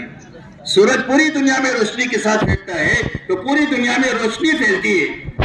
جب ایمان والے دنیا میں پھریں گے دعوت دیتے ہوئے، دین کو سیکھتے سکھاتے ہوئے، اپنے دین پر عمل کرتے ہوئے، اپنی جان مال اللہ کی مخلوق پر خرچ کر کے ان کو راحت پہنچائے دنیا میں پھریں گے تو پوری دنیا میں ہدایت کا نور اللہ اپنے فضل سے دنیا میں پھیلا دیں گے۔ اس لیے ان اعمال کے ساتھ مسجدوں میں بھی رہنا ہے، سفر کے دوران میں بھی ان اعمال کو نوعیت کے مطابق کرتے ہوئے اپنا وقت لگانا ہے۔ اپنا جو اجتماعی سامان ہے اس کی بھی دیکھ بھال کرنی ہے۔ آپ کے برتن ہوتے ہیں، آپ کے اس کے اندر میں کھانے پینے کا سامان ہوتا ہے، اس کا خیال رکھنا ہے۔ دو ایک ساتھی کو ذمہ داری دے دے سفر میں کہ جو دھیان سے رکھ بھی لے اور دھیان سے اس کو اتار بھی دے۔ آپ کسی بستی میں پہنچ گئے، مسجد ٹرین کے اندر میں جو پانی ہے وہ پاک ہوتا ہے، آپ وضو بھی کر سکتے ہیں، ضرورت پڑے تو آپ نہا بھی سکتے ہیں، وہ غسل فرض ہو گیا تو آپ اس میں نہا بھی سکتے ہیں۔ غرض یہ کہ وہ پانی پاک ہے لیکن اپنی ضرورت کا استعمال کر سکتے ہیں، وہ پورے مسافرین کا اس میں حق ہے۔ پانی اندر میں آپ وضو کریں، باہر وضو نہ کریں کہ پورے ڈبے میں پانی ہو جائے، آنے جانے والوں کو تکلیف ہو، کسی کو تکلیف دینے والا کوئی کام نہ کرے۔ میرے دوستو، آپ اپنے سفر پر منزل پر پہنچنے سے پہلے اپنے ساتھیوں کا آپ ذہن بنائیں، کس بستی میں ہم کس نیت سے جائیں گے۔ آپ اپنے ساتھیوں کا ذہن یہ بنائیں کہ اس بستی میں ہم کو ایسی محنت کرنا ہے جا کر کے کہ ایک تو یہاں پر ہر گھر سے کم ایک آدمی اللہ کے راستے میں نکلے، یا آخری درجے میں یہاں سے 4 مہینہ چلہ کم و بیش وقت کی جماعت نکلے، اس نیت کے ساتھ ہم کو وہاں پر جانا ہے۔ دوسرا ذہن سارے ساتھیوں کا یہ بنانا ہے کہ اس بستی میں مسجد وار جماعت نہیں ہے تو مسجد وار جماعت بنا کر کے ہم کو وہاں سے نکلنا ہے، اور بنی ہوئی جماعت ہے تو اس کو کام پر لگا کر کے وہاں سے نکلنا ہے۔ جو بھی کمزوری ہے اس کو محبت سے پیار سے دور کر کے ان کو کام پہ لگا کر کے نکلنا ہے۔ جو وقت لگائے لوگ وہاں پر ہے، حرکت میں کم ہے، محنت میں کم ہے، بیٹھے ہوئے ہیں، ان پر محنت کر کے دوبارہ ان کو کام پر لگانے کی فکر بھی کرنا ہے، محنت بھی کرنا ہے، اللہ سے دعا بھی مانگنا ہے۔ سارے ساتھی ایک ذہن بن کر بستی کے اندر میں داخل ہونا ہے۔ آپ اسٹیشن پر اتر کر کے دعا مانگنی ہے تو کسی کی ہلاکت کی دعا نہ مانگے، پوری انسانیت کی ہدایت کو مانگے۔ پوری دنیا کی ہم خیر خواہی کا کام کرتے ہیں اور پوری دنیا کے انسانوں کے لیے ہم بھلائی چاہتے ہیں، کسی کی ہلاکت اور برائی کی دعا نہیں کرنا، آپ ساری انسانیت کے لیے ہدایت کی دعا کرنا اور اپنے لیے اور امت کے لیے بھلائی اور خیر کو اللہ سے مانگنا۔ اب دعا آپ نے مانگ لیا، اپنا سامان بیچ میں رکھ کے دعا مانگنا تاکہ کوئی سامان آگے پیچھے نہ ہو جائے۔ پوری جماعت ایک ساتھ مسجد میں جائے، پوری جماعت ایک ساتھ مسجد میں جائے۔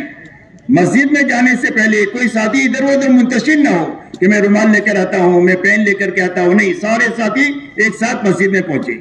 مسجد کے باہر کوئی کمرہ ہے تو اس میں اپنا سامان رکھ دے، کمرہ نہیں ہے تو مسجد کے کسی کونے میں محفوظ جگہ پر رکھ کر اس کے پر کوئی آسادی سی چادر ڈال دے تاکہ آپ کا سامان محفوظ رہے. مسجد میں 2 رکعت تحیت المسجد پڑھی اور اس کے بعد سارے ساتھی آپس میں مشورے کے لیے جڑ جائے، اس لیے کہ ہمارا کام مشورے سے ہوگا.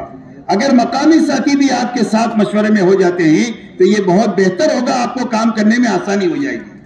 بہرحال آپ مشورے میں 2 رکعت پڑھنے کے بعد بیٹھ گئے، اب آپس میں بیٹھ کر مشورہ کریں. تو مشورہ کس چیز کا کرنا ہے؟ مشورے کی 3 بنیادیں ہیں. ایک تو مشورے میں اپنے 24 گھنٹے کے اوقات کو اعمال کے ساتھ مقید کر دینا ہے تاکہ ایک بھی منٹ ہمارا ضائع نہیں ہونا چاہیے، نہ ہمارا ضائع ہو نہ ہمارے ساتھیوں کا ضائع ہو. ہمارا پیسہ بھی ضائع نہیں ہونا چاہیے، ہمارا پیسہ بھی کام پر لگنا چاہیے، ہمارا وقت بھی کام پر لگنا چاہیے. اس کے لیے 24 گھنٹے کے اپنے اوقات کے اعمال متعین کر دینا اور سارے کام سارے ساتھیوں پر تقسیم کرنا. ایک ہی آدمی کو سب کام ہر وقت نہیں دینا کہ ایک آدمی اچھا کھانا بنانا چاہتا ہے تو پورے چلے کے لیے اس کو باورچی بنا دیا. ایسا کام نہ کریں، بلکہ سارے کام سارے ساتھیوں سے کرائیں. خدمت بھی سارے کریں، بیان بھی استعداد کے اعتبار سے آہستہ آہستہ ساتھیوں سے کرائے، گشت کے آداب کرائے، متکلم ان کو بنائے، تعلیم ان سے کرائے تاکہ ہر ساتھی ہر کام کو سیکھے.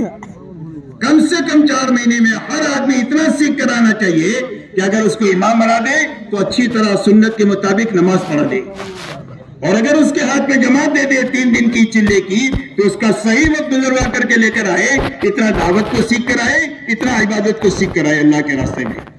اس کے لیے سارے ساتھیوں کو سارے کاموں میں باری باری استعداد کے اعتبار سے لگانا، اور کوئی بھی ساتھی جس کے ذمہ جو کام آئے منع نہ کرے کہ میں تو یہ نہیں کر سکتا. جتنا کر سکتا ہے اتنا کرے، بعد میں امیر صاحب اس کو اٹھا لیں گے. پورا دن آپ کے پاس میں ہے، آپ اپنے ساتھیوں سے سیکھیں، اللہ سے رو دھو کر کے مانگو کہ اللہ میں نے سب کچھ سیکھا، دین کو دین کی محنت کو نہیں سیکھا، اے اللہ مجھے اللہ میرے حصے میں آیا ہے، اے اللہ مجھے سکھا دے. سیکھے بھی اور اللہ سے مانگے بھی. بیان آپ کے ذمہ آیا، گشت کے آداب آپ کے ذمہ آئے، تعلیم آپ کے ذمہ آئی، آپ کے بس میں نہیں ہے تو اللہ سے رو دھو کر کے اس کو مانگیں گے تو اللہ تعالیٰ سکھا دیں گے. واتقوا اللہ ویعلمکم اللہ، فرمایا تقوی اختیار کرو، اللہ تم کو سکھا دیں گے. تو اللہ تعالیٰ براہ راست ہم کو سکھائیں گے. جب اللہ کی طرف رجوع کریں گے، دعا مانگیں گے، روئیں گے دھوئیں گے تو اللہ تعالیٰ ہم کو دین کی سمجھ بھی عطا فرمائیں گے اور کام کرنے کی سمجھ بھی اللہ تعالیٰ عطا فرمائیں گے. اب مشورہ ہو گیا تو مشورے میں پہلا کام یہ کرنا ہے کہ اپنے سارے اوقات کو اعمال کے ساتھ مقید کرنا ہے، ساتھیوں پر کاموں کو تقسیم کر دینا ہے تاکہ سارے ساتھی سارے کام کرنے والے بنے. مشورے میں دوسری بات یہ سوچنی ہے کہ یہاں سے نقد جماعت نکالنے کے لیے ہم کیا کر سکتے ہیں. اس کو اپنی فکر میں لانا، محنت میں لانا، دعا میں لانا. تیسرا، یہاں پر مسجد وار جماعت نہیں ہے تو اس کو بنانے کے لیے آج سے ہم کو فکر کرنا ہے اور مقامی لوگوں سے میل جول بڑھا کر، ان کو مانوس کر کے، قریب کر کے اپنے اعمال میں ان کو شریک کرنا ہے، اپنے مشورے میں، اپنی تعلیم میں، اپنی ملاقاتوں میں، اپنی جماعت کے نکالنے کی محنت میں، اپنے گشتوں میں. اور یہی 5 کام ہے تاکہ ہمارے جانے کے بعد میں یہ کام پر پڑ جائے اور مسجد کام سے خالی نہ رہے. اس کے لیے 3 بنیادوں کو سامنے رکھ کر مشورہ ہوگا. اعمال کا مشورہ اوقات کے ساتھ میں، جماعت نکالنے کی محنت کا مشورہ، مسجد وار جماعت نہیں ہے تو بنانے کا، اور بنی ہوئی جماعت ہے تو اس کو کام پر لگانے کا مشورہ. مشورہ ہو گیا تو مشورے کے بعد میں فوراً آپ 3 کام کریں. ایک تو مشورے کے بعد فوراً تعلیم شروع کریں. بھلے آپ کتنا بھی تھکے ہوئے ہوں، اگر 2 گھنٹہ 2.5 گھنٹہ نہیں کر سکتے تھوڑا وقت کریں، لیکن اپنی تعلیم کا عمل شروع کریں. وہاں سونے سے اپنا کام شروع نہیں کرنا چاہیے، یا کپڑے دھونے اور نہانے سے اپنا کام شروع نہیں کرنا چاہیے، بلکہ عمل سے اپنا کام اس بستی میں شروع کرنا چاہیے. اس لیے آپ ایک تو تعلیم شروع کریں. تعلیم کے اندر میں آپ کو ایک تو فضائل اعمال اور فضائل صدقات سے تعلیم کرنی ہے. یہ ہماری تعلیم کی کتابیں ہیں. قرآن پاک کا سیکھنے سکھانے کا حلقہ کرنا ہے اور 6 نمبر کا مذاکرہ کرنا ہے. باری باری ساتھیوں سے کہلانا ہے تاکہ ہر ساتھی کی زندگی میں دعوت دینا بھی آ جائے، زندگی میں حقیقت کے ساتھ 6 نمبر لانے کی فکر بھی پیدا ہو جائے، دعا کی طاقت بھی پیدا ہو جائے. اس کے لیے 6 نمبر کا مذاکرہ کرنا ہے. ان 3 اعمال کے ساتھ چوتھا عمل جو کرنا ہے وہ تعلیمی گشت کرتے رہنا ہے. یہ دعوت کی ایک شکل ہے کہ جتنی دیر تعلیم ہوگی اتنی دیر دعوت تعلیمی گشت کرنا ہے آپ کو. 2 ساتھیوں کو اس طرح بھیجا دائیں طرف. جو لوگ ادھر ادھر بیٹھے ہوتے ہیں ان کو محبت سے تعلیم میں لا کر جوڑ دیا. تھوڑی دیر کے بعد اس طرح بھیجا, تھوڑی دیر کے بعد اس طرح بھیجا, تھوڑی دیر کے بعد اس طرح بھیجا. اس طرح ہماری مسجد میں بھی عمل چلتا رہے گا اور باہر کی محنت بھی تعلیمی گشت کے ذریعے سے ہوتی رہے گی, تاکہ ہماری باہر کی محنت بھی مسجد کے عمل کے ساتھ شروع ہو جائے. تو یہ پہلا گشت ہے تعلیمی گشت.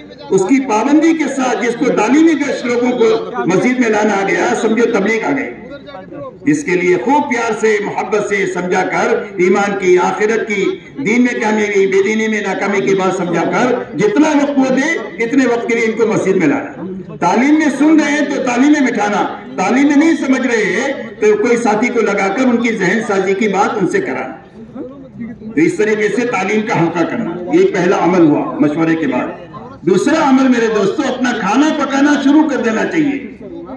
یہ انتظار نہیں کرنا چاہیے کہ مقامی لوگوں کی دعوت آئے گی تو ٹھیک ہے, نہیں تو پکا لیں گے. یہ اچھی بات نہیں ہے, بہت بری بات ہے. یہ سب دل میں اسراف کی بات ہے, اسراف کی. اس سے اپنے آپ کو بچانا ہے. بستی والوں کو معلوم ہونے سے پہلے اپنا کھانا پکانا شروع کر دینا چاہیے. بلکہ ایک دن کا توشہ تو اپنے ساتھ رکھنا چاہیے تاکہ مقامی لوگوں کو معلوم بھی نہ ہو, اور اپنا جو ہے وہ ہنڈی جلا دو اور اس کے اوپر آٹے میں پانی ڈال دو اور اپنا چاول چولہے پر چڑھا دو, تاکہ مقامی لوگوں کا کوئی خیال ہی ہمارے دل میں نہ آئے. کھانا سادہ بنانا ہے, اتنا اچھا نہیں بنانا کہ گھر سے اچھا بنا کہ واپس آنے کے بعد گھر والوں سے جھگڑے شروع ہو جاوے کہ جماعت پہ ہم تو اچھے تھے. اور اتنا سادہ بھی نہیں بنانا کہ معدہ خراب ہو جاوے. درمیانے قسم کا کھانا بنانا کہ غریب کا گزارا بھی ہو جائے, مالدار کا بھی گزارا ہو جائے, شہری کا بھی گزاری ہو جائے اور دیہاتی کا بھی گزارا ہو جائے, اور ہمارے ساتھ چلنے کا وقت بھی اور 4 مہینے کا خرچہ بھی کافی ہو جائے. ایسا درمیانے قسم کا کھانا بنانا. کوئی دعوت دے تو محبت سے قبول کرنا اکرام کے ساتھ. اگر رد کرنا ہے کام کے نفع کے لیے تو اکرام سے رد کرنا, بڑے بول کر رد نہیں کرنا. بات سمجھ میں آ رہی بھائی؟ مختصر بات میں کر رہا ہوں. اس کو سمجھ کر اکرام کے ساتھ قبول بھی کرنا ہے اور اکرام کے ساتھ میں رد بھی کرنا ہے. بڑے بول قبول کرنے میں بھی نہیں کرنا اور رد کرنے میں بھی بڑے بول نہیں بولنا. اسی کے ساتھ تیسرا جو کام کرنا ہے وہ خصوصی ملاقات کے لیے جماعت بنانی ہے. خصوصی جماعتیں وہاں پر جو علماء ہیں, مشائخ ہیں, ان سے ملاقات کرنا ہے. امام صاحب ہے, ان سے ملاقات کرنا ہے. اور علماء اور مشائخ کے پاس دعا کی غرض سے پہنچنا ہے, ان کی تشکیل نہیں کرنا کہ ہماری جماعت آئیے, آپ دعا کر دیں گے تو ہمارا کام پورا ہو جائے گا. دعا کی غرض سے علماء اور مشائخ کے پاس جانا, استفادے کی نیت سے, اور عبادت سمجھ کر کے ان سے ملنا. دوسرا پرانوں سے ملنا. پرانوں میں ایک تو وہ ہے جو حرکت میں ہے, تو ان کی فکر اپنی فکر سے ملانا ہے کہ ہم نقد جماعت یہاں سے نکالنا چاہتے ہیں, آپ بھی ہماری فکروں میں شامل ہو جائیں گے تو جماعت آسانی سے نکل جائے گی. تو اس لیے پرانوں سے ملنا, پرانوں میں بیٹھے ہوئے لوگوں سے بھی ملنا اور ان سے وقت مانگنا تھوڑا سا کہ آپ ہمارے ساتھ تھوڑا وقت دیں گے, آپ کے ساتھ ہم کام سیکھ لیں گے, تو ہم جب تک کریں گے اس کا ثواب آپ کو ملے گا. بہرحال محبت سے, ہمت افزائی کے ساتھ کارگزاری سنا کر ان کو بھی کام میں شریک کرنے کی محنت کرنا. تیسری قسم وہاں جن سے ملنا ہے وہ وہاں کے بجہا ہے, سرپنچ ہے, چودھری ہے, ایم ایل اے ہے, بڑے لوگ ہیں دنیا کے اعتبار سے. ان کے پاس میں بھی ملنا ہے, ان کی دنیا سے اپنی نگاہوں کو, دلوں کو بچاتے ہوئے ملنا ہے. کسی چیز کا تاثر ہمارے دل میں نہیں آنا چاہیے.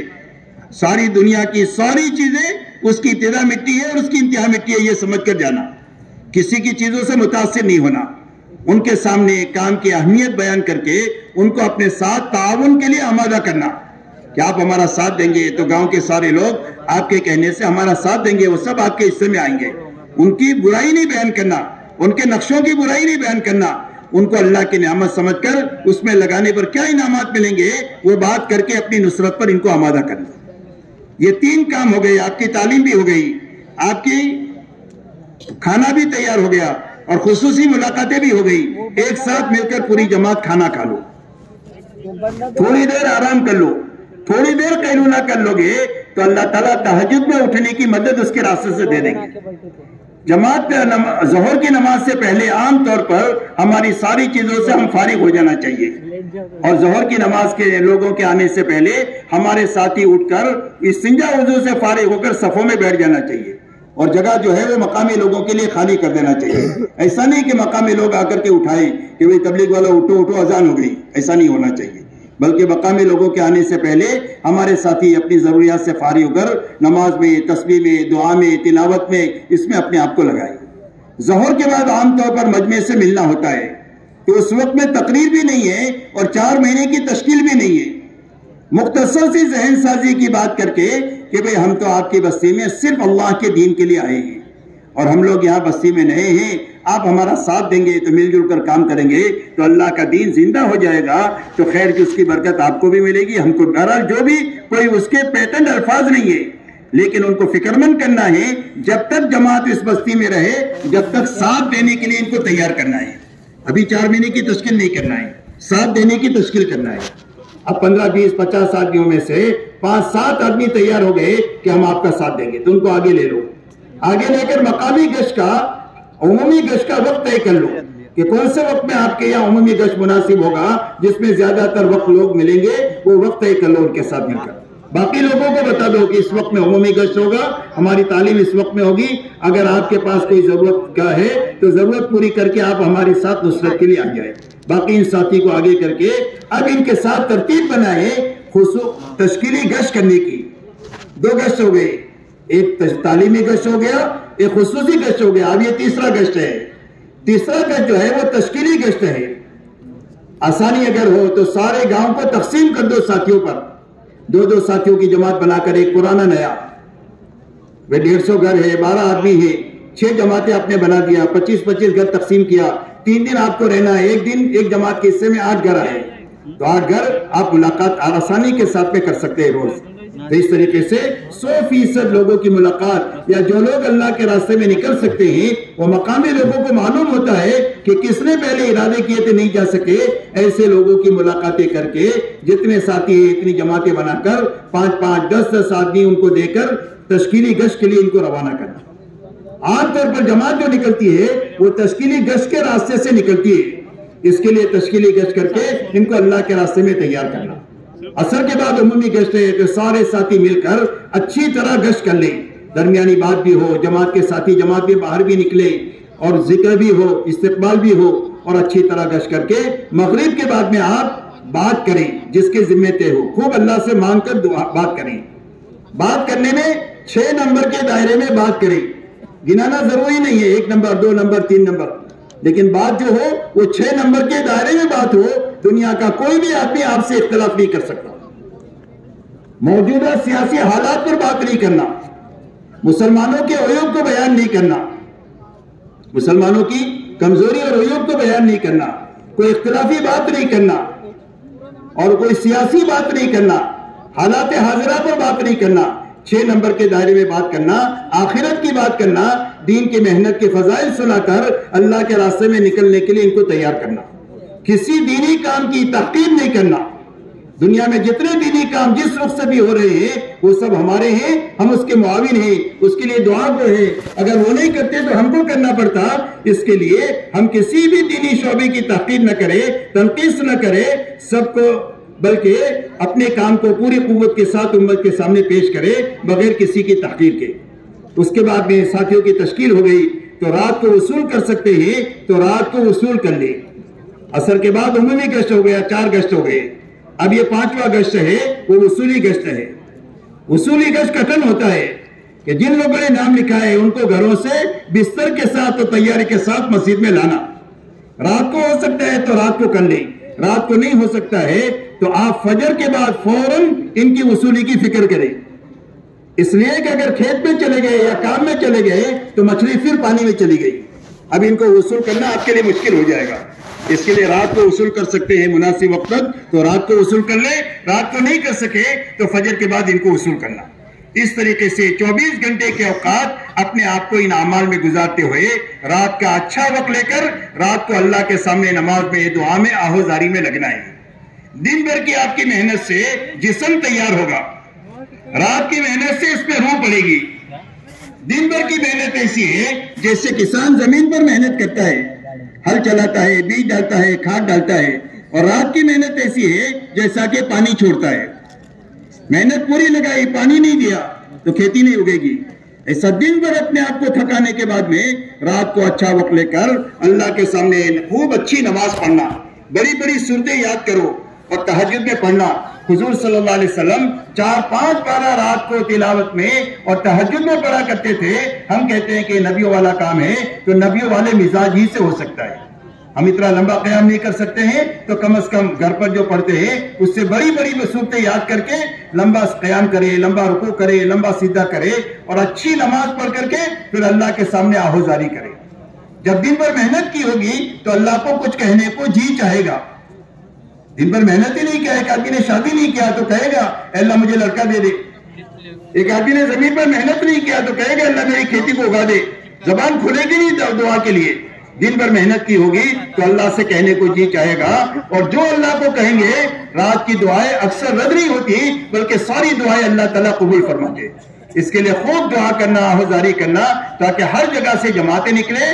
ہر جگہ مسجد وار جماعت نہیں ہے تو 3 دن ان کو اپنے ساتھ رکھ کر اعمال میں شریک کر کے آخری دن مسجد وار جماعت ان کی بنا دینا اور ان کے اعمال کے وقت طے کر لینا کہ آپ مشورہ کب کریں گے, تعلیم کب کریں گے, ملاقاتیں کب کریں گے, گشت کون سے دن کریں گے, کون سے ہفتے میں 3 دن جائیں گے.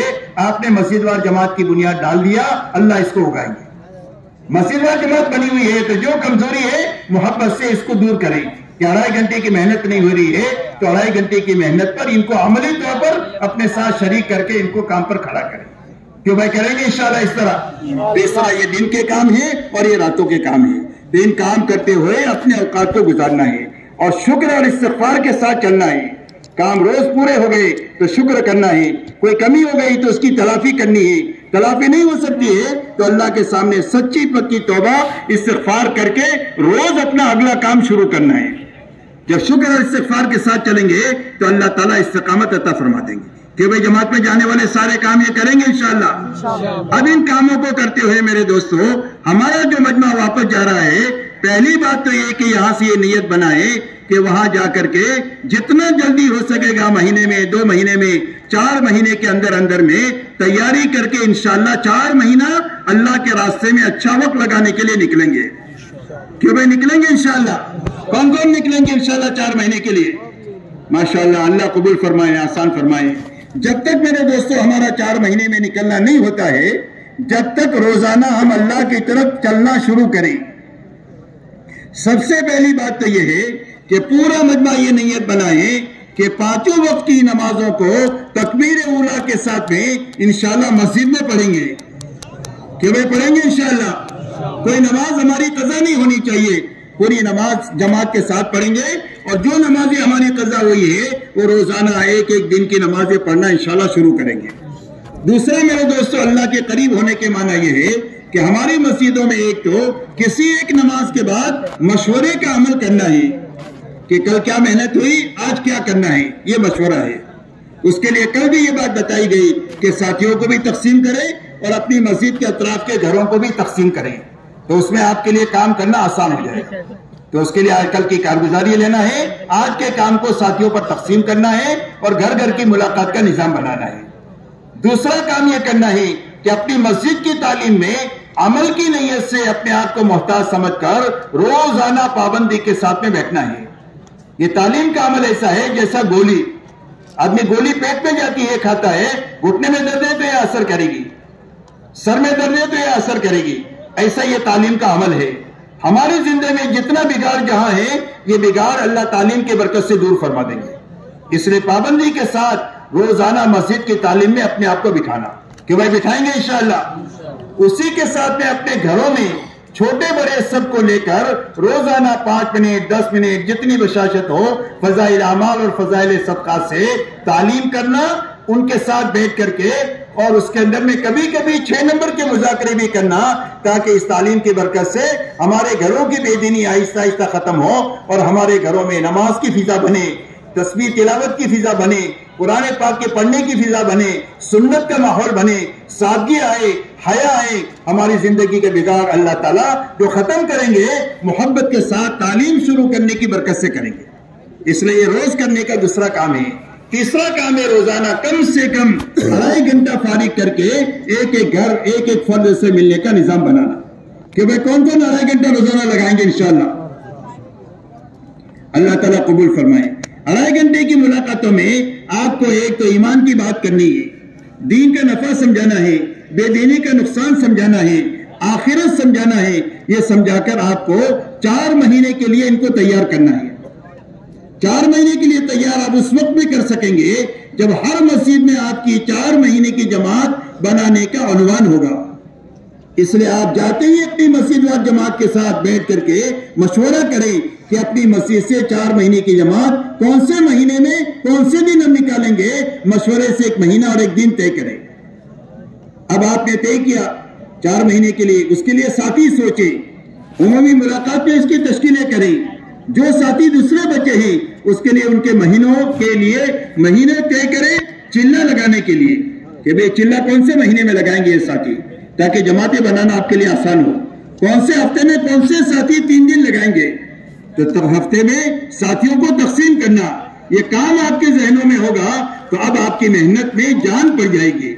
اس لیے کہ آپ جس کسی کی ملاقات کے لیے آپ جائیں گے، آپ کوئی تقاضا لے کر جائیں گے تو آپ کی بات میں اللہ وزن پیدا فرما دیں گے، سامنے والے میں قبولیت کی استعداد پیدا کر دیں گے۔ اس کے لیے آپ کو اپنی مسجد میں کام کے تقاضے پیدا کرنا ہے۔ اب آپ کو اس کے پورا کرنے کے لیے ایک تو روزانہ 2.5 گھنٹہ فارغ کر کے ایک ایک گھر ایک ایک فرد کی ملاقات کرنا ہے۔ ملاقات میں سب سے پہلے ایمان آخرت کو بولنا ہے، اس کے بعد ان کی تشکیل 4 مہینے کی کرنا ہے۔ 4 مہینے کے لیے تیار ہو گئے، اچھی بات ہے۔ نہیں تیار ہوئے تو چلے کی بات کرو، چلنے کے لیے نہیں تیار ہو تو 3 دن کی بات کرو، 3 دن کے لیے بھی تیار نہ ہو تو ہنستے بولتے ان کے پاس سے آگے بڑھو، ان کے ساتھ منہ بنا کر کے نہیں نکلنا چاہیے، آئندہ دروازہ کھلا رکھنا چاہیے۔ اگر 3 دن کے لیے بھی تیار نہیں ہے تو مسجد کے کسی نہ کسی عمل کے لیے آپ ان کو تیار کریں کہ بھئی ہماری مسجد میں محنت ہوتی ہے، اس میں آپ شریک ہو جائے، یا نماز کے لیے آپ آ جاتے ہیں تعلیم میں بیٹھ جائیں، یا مشورے میں بیٹھ جائے، یا آپ جو ہے گشت میں شریک ہو جائے۔ کسی نہ کسی عمل کا ہر مسلمان کا تعلق دعوت کے ان عمل کے ساتھ ہو جانا چاہیے۔ ایک عمل دوسرے عمل کی اس کو دعوت دے گا اور اس کو اس پر کھڑا کر دے گا۔ اس کے لیے میرے دوستو ہر جگہ روزانہ 2.5 گھنٹے کے ذریعے سے ایسی محنت کرنا ہے۔ اسی کے ساتھ میں ہفتہ واری گشت کے ذریعے سے 100% نماز کی فضا بنا لینی ہے کہ 100% نماز کی فضا بننی چاہیے۔ ہمارے محلوں میں کوئی مسلمان بے نمازی نہیں ہونا چاہیے، مسلمان مسجد میں آ کے نماز پڑھے، مرد اور عورتیں اپنے گھروں کی مسجد میں نماز پڑھیں۔ 7 سال کے بچے بچی سے لے کر 100% نمازی بنے، اس کی فضا بنانی ہے، اور ہر عمومی گشت سے نقد جماعت نکلے، 4 مہینہ چلہ کم سے کم 3 دن کے نقد جماعت نکالے، اس کی محنت کرنا ہے۔ اسی کے ساتھ دوسرا گشت کرتے ہوئے ہر اس محلے میں جہاں پر مسجد نہیں ہے یا مسجد ہے لیکن اس پہ کام کرنے کی اجازت نہیں ہے، تو اس مسجد کے اطراف میں کسی گھر پر، کسی گیریج میں، کسی بند مکان میں محنت کر کے یا جھاڑ کے نیچے محنت کر کے ایمان والوں کو جوڑ کر کے آپ کو ذہن بنانا ہے وہاں مسجد وار جماعت بنانے کا۔ اور اس کے لیے آسان راستہ یہ ہے کہ وہاں کے لوگوں کو آپ 3 دن کے لیے اپنے ساتھ نقد لے کر کے جاؤ، اور 3 دن ان کا اچھا وقت لگا دو گے، 5-25 آدمیوں کا وقت لگ جائے گا تو یہی آدمی مسجد وار جماعت کا کام کرنے والے بن جائے گا۔ اس طرح دوسرے گشت کے ذریعے سے ہر محلے میں جہاں مسلمان ہیں وہاں پر مسجد وار جماعت بننی چاہیے، اس کی فکر لے کر ہم کو جانا ہے۔ اسی کے ساتھ ہماری مہینے میں 27 دن اپنے گھر کاروبار کو حلال طریقے سے ان اعمال کے ساتھ کرنا ہے، مشورے کے ساتھ، تعلیم کے ساتھ، روزانہ کی ملاقاتوں کے ساتھ، گشتوں کے ساتھ ان اعمال کو کرتے ہوئے اپنا مہینے میں 3 دن اپنی جماعت بنا کر یا 2-3 ساتھیوں کو اپنے ساتھ لے کر کے جماعت میں ساتھ دے کر ان کو اللہ کے راستے میں نکلنا ہے۔ جتنے لوگوں کو آپ اپنے ساتھ لے کر جاؤ گے اور آپ کے کہنے سننے پر دین پر لگیں گے وہ سارے آپ کی کمائی بن جائیں گے۔ تو اس طریقے سے 3 دن کی جماعت بنا کر کے اللہ کے راستے میں جانا، اور 3 دن میں 2 چیزیں کرنا، ایک تو وقت پورا لگانا، 72 گھنٹے پورے لگانا، دوسرا اعمال پورے کرنا۔ اعمال پورے کرنے میں جیسے میں نے کہا کرنے کے سارے کام کرتے ہوئے بچنے کی ساری چیزوں سے بچتے ہوئے اپنا 3 دن لگانا، وقت کا بھی 3 دن اور ہر عمل کا بھی 3 دن۔ دوسرا جہاں پر آپ جائیں وہاں ایک ایک گھر پر محنت کر کے کم سے کم 3 دن کی نقد جماعت نکال کر کے وہاں سے آنا، یہ دوسرا کام ہے ہماری نقل و حرکت میں۔ تیسرا کام یہ ہے کہ وہاں مسجد وار جماعت نہیں ہے تو مسجد وار جماعت وہاں کر بنا کر کے آنا، بنی ہوئی جماعت ہے تو اس میں اگر کوئی کمزوری ہے تو محبت سے کمزوری دور کر کے ان کو کام پر لگا کر کے آنا۔ وقت لگائے لوگ بہت ہے، حرکت میں تھوڑے ہی، تو بیٹھے ہوئے لوگوں کو دوبارہ کام پر لگانے کی فکر، محنت، دعا کر کے اپنی طاقت بھر کوشش کر کے وہاں سے واپس آنا ہے۔ یہ 3 بنیادوں کو دن بھر کرتے ہوئے اپنے آپ کو تھکانا ہے، اور اپنے آپ کو تھکاتے ہوئے رات کو اچھا وقت لے کر کے اللہ کے سامنے نماز میں، دعا میں اور آہوزاری میں لگنا ہے۔ ہماری نکلنے کی یہ بنیادیں ہیں، ان بنیادوں کے ساتھ اپنا وقت لگانا ہے تاکہ اللہ ہم کو بھی بنا دے، اور جن علاقوں میں جا کر ہم کام کریں ان علاقوں میں بھی کام کھڑا ہو جائے۔ اس کے لیے ہر جانے والی جماعت کو یہ باتیں اچھی طرح سمجھانا ہے، واپس آنے کے بعد اچھی طرح ان کی کارگزاری لینا ہے۔ جو باتیں سمجھائی گئی ہے اس کی روشنی میں کارگزاری لینا ہے، اور کارگزاری لینے کے بعد ان کو واپسی کی بات سمجھانا ہے کہ اب اپنے گھر والوں کے ساتھ، اپنے بیوی بچوں کے ساتھ، اپنے ماں باپ کے ساتھ، اپنے بھائی بہنوں کے ساتھ آپ کیسے رہو گے، آپ اپنے محلے کے ایمان والوں کے ساتھ کیسے رہو گے۔ یہ ساری باتیں ان کو سمجھا کر کے، یہ 5 اعمال میں لگنے کی ترغیب دے کر کے، پھر ان کے بعد ان کو واپسی کی بات سمجھا کر ان کو اپنے گھروں میں بھیجنا ہے۔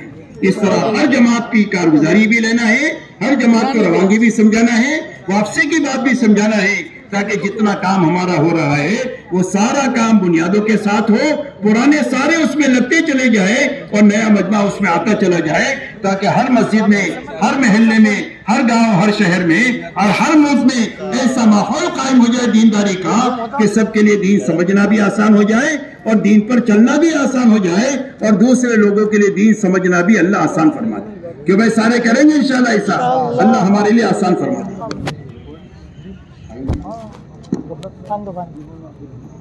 پانی دو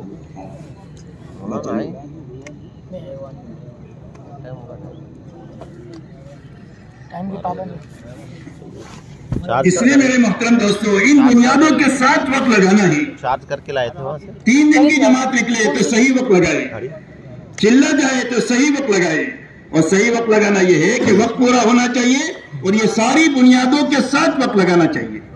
4 مہینے کی جماعت ہے تو ان صحیح بنیادوں کے ساتھ جائے، تاکہ ان وقت لگانے کی برکت سے سب سے پہلے نکلنے والا آدمی بننا چاہیے، اس لیے کہ پہلے محنت کرنے والے بنیں گے، اس کے بعد عالم بنے گا۔ یہ ترتیب ہے، محنت کرنے والے نہ بنے، صرف باتیں کرتے رہے بننے کی، تو دنیا میں کبھی بناؤ نہیں آ سکتا۔ جب محنت کرنے والا ایک مجمع بن جائے گا کام کا، تو اللہ ان کی برکت سے عالم میں کام کے بننے کی شکلیں پیدا فرما دیں گے۔ صحابہ کی جماعت بن گئی تو عالم میں اسلام کے زندہ ہونے کا اللہ نے نظام قائم فرما دیا۔ اس لیے پہلے مجمع بننا چاہیے اور پھر اس کے بعد میں عالم کے اندر میں دین کے چلنے کی شکلیں اللہ پیدا فرمائیں گے۔ اب بننے کی کیا معنی ہے؟ بننے کے معنی میرے دوستو یہ ہے کہ سب سے پہلے اس محنت سے ہمارے دلوں کا رخ صحیح ہونا چاہیے، ہمارے دلوں کا رخ اللہ کی طرف ہونا چاہیے، اللہ سے محبت ہو جائے، اللہ کا ڈر دل میں پیدا ہو جائے، اللہ سے زندگیوں کے بننے کا یقین پیدا ہو جائے کہ اللہ کے سامنے ساری مخلوق ہیچ نظر آئے، کہ سب کو چھوڑ سکتے ہیں، اللہ کو نہیں چھوڑ سکتے، سب کو ناراض کر سکتے ہیں، اللہ کو ناراض نہیں کر سکتے۔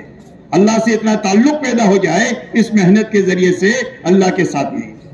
دوسرا، ہمارے دلوں کا رخ اللہ کے حکموں کی طرف ہو جائے کہ مال کے اور اقتدار کے بڑے بڑے نقشوں کو توڑ سکتے ہیں لیکن اللہ کے حکم کو نہیں توڑ سکتے۔ اللہ بڑے اور اللہ کا حکم بڑا، اس لیے کہ زندگی جو بنے گی وہ حکموں کے راستے سے بنے گی۔ تو ہمارے دلوں کا رخ اللہ کے حکموں کی طرف ہو جائے اور ہمارے دلوں کا رخ آخرت کی طرف ہو جائے کہ ہم دنیا کے سارے راحتوں کو قربان کر سکتے ہیں، آخرت کا نقصان نہیں برداشت کر سکتے ہیں۔ ہر عمل میں یہ سوچے کہ میری آخرت بننی چاہیے، میری آخرت اجڑنی نہیں چاہیے۔ تو یہ محنت اپنے دل کا رخ صحیح کرنے کے لیے ہے، اللہ کی طرف، اللہ کے حکموں کی طرف اور آخرت کی طرف۔ دوسرا، یہ محنت اپنی فکر کو بدلنے کے لیے ہے۔ جی بالکل۔ دوسرا، ہماری فکروں کو بدلنے کے لیے محنت ہے۔ فکر کے بدلنے کے معنی یہ نہیں ہے کہ ہم گھر کاروبار چھوڑ کر ملنگ بن جائیں، اس لیے کہ ہمارے دین میں ملنگ پنا نہیں ہے۔ ملنگ پنا یہ غلط لوگوں کا شیوا ہے، اور نفسانیت، مادہ پرستی، یہ بھی غلط لوگوں کا شیوا ہے۔ اسلام میں نفسانیت کی بھی گنجائش نہیں ہے اور اسلام میں رہبانیت کی بھی گنجائش نہیں ہے۔ اسلام ان دونوں کے بیچ کا صراط مستقیم ہے کہ ہر مسلمان کی گھریلو زندگی ہو، ہر مسلمان کی کاروباری زندگی ہو، لیکن دینداری کے ساتھ ہو اور دین کی محنت کے ساتھ ہو۔ اتنا مطالبہ ہے ہر مسلمان سے کہ گھریلو زندگی بھی ہوگی ہماری اور ہماری کاروباری زندگی بھی ہوگی، لیکن دین کے ساتھ ہوگی اور دین کی محنت کے ساتھ ہوگی. کا زندگی کی کیا ترتیب ہوگی؟ کا زندگی کی یہ ترتیب ہوگی کہ جب کبھی بھی اللہ کا حکم آئے گا تو حکم کے مقابلے میں اپنی خواہش کو توڑیں گے. جی نہیں چاہ رہا ہے حکم آ گیا تو جی چاہی پر نہیں چلیں گے، حکم پورا کریں گے. دعوت کا تقاضا آ گیا تو جی چاہی نہیں چاہ رہی ہے تو جی چاہی کو چھوڑیں گے، دعوت کے تقاضے کو پورا کریں گے. ویڈیو نکالو، ویڈیو دعوت کا تقاضا آ گیا تو ہم اپنے گھریلو تقاضوں کو آگے پیچھے کریں گے اور دعوت کے تقاضوں کو مقدم کریں گے. اسی کا نام قربانی ہی.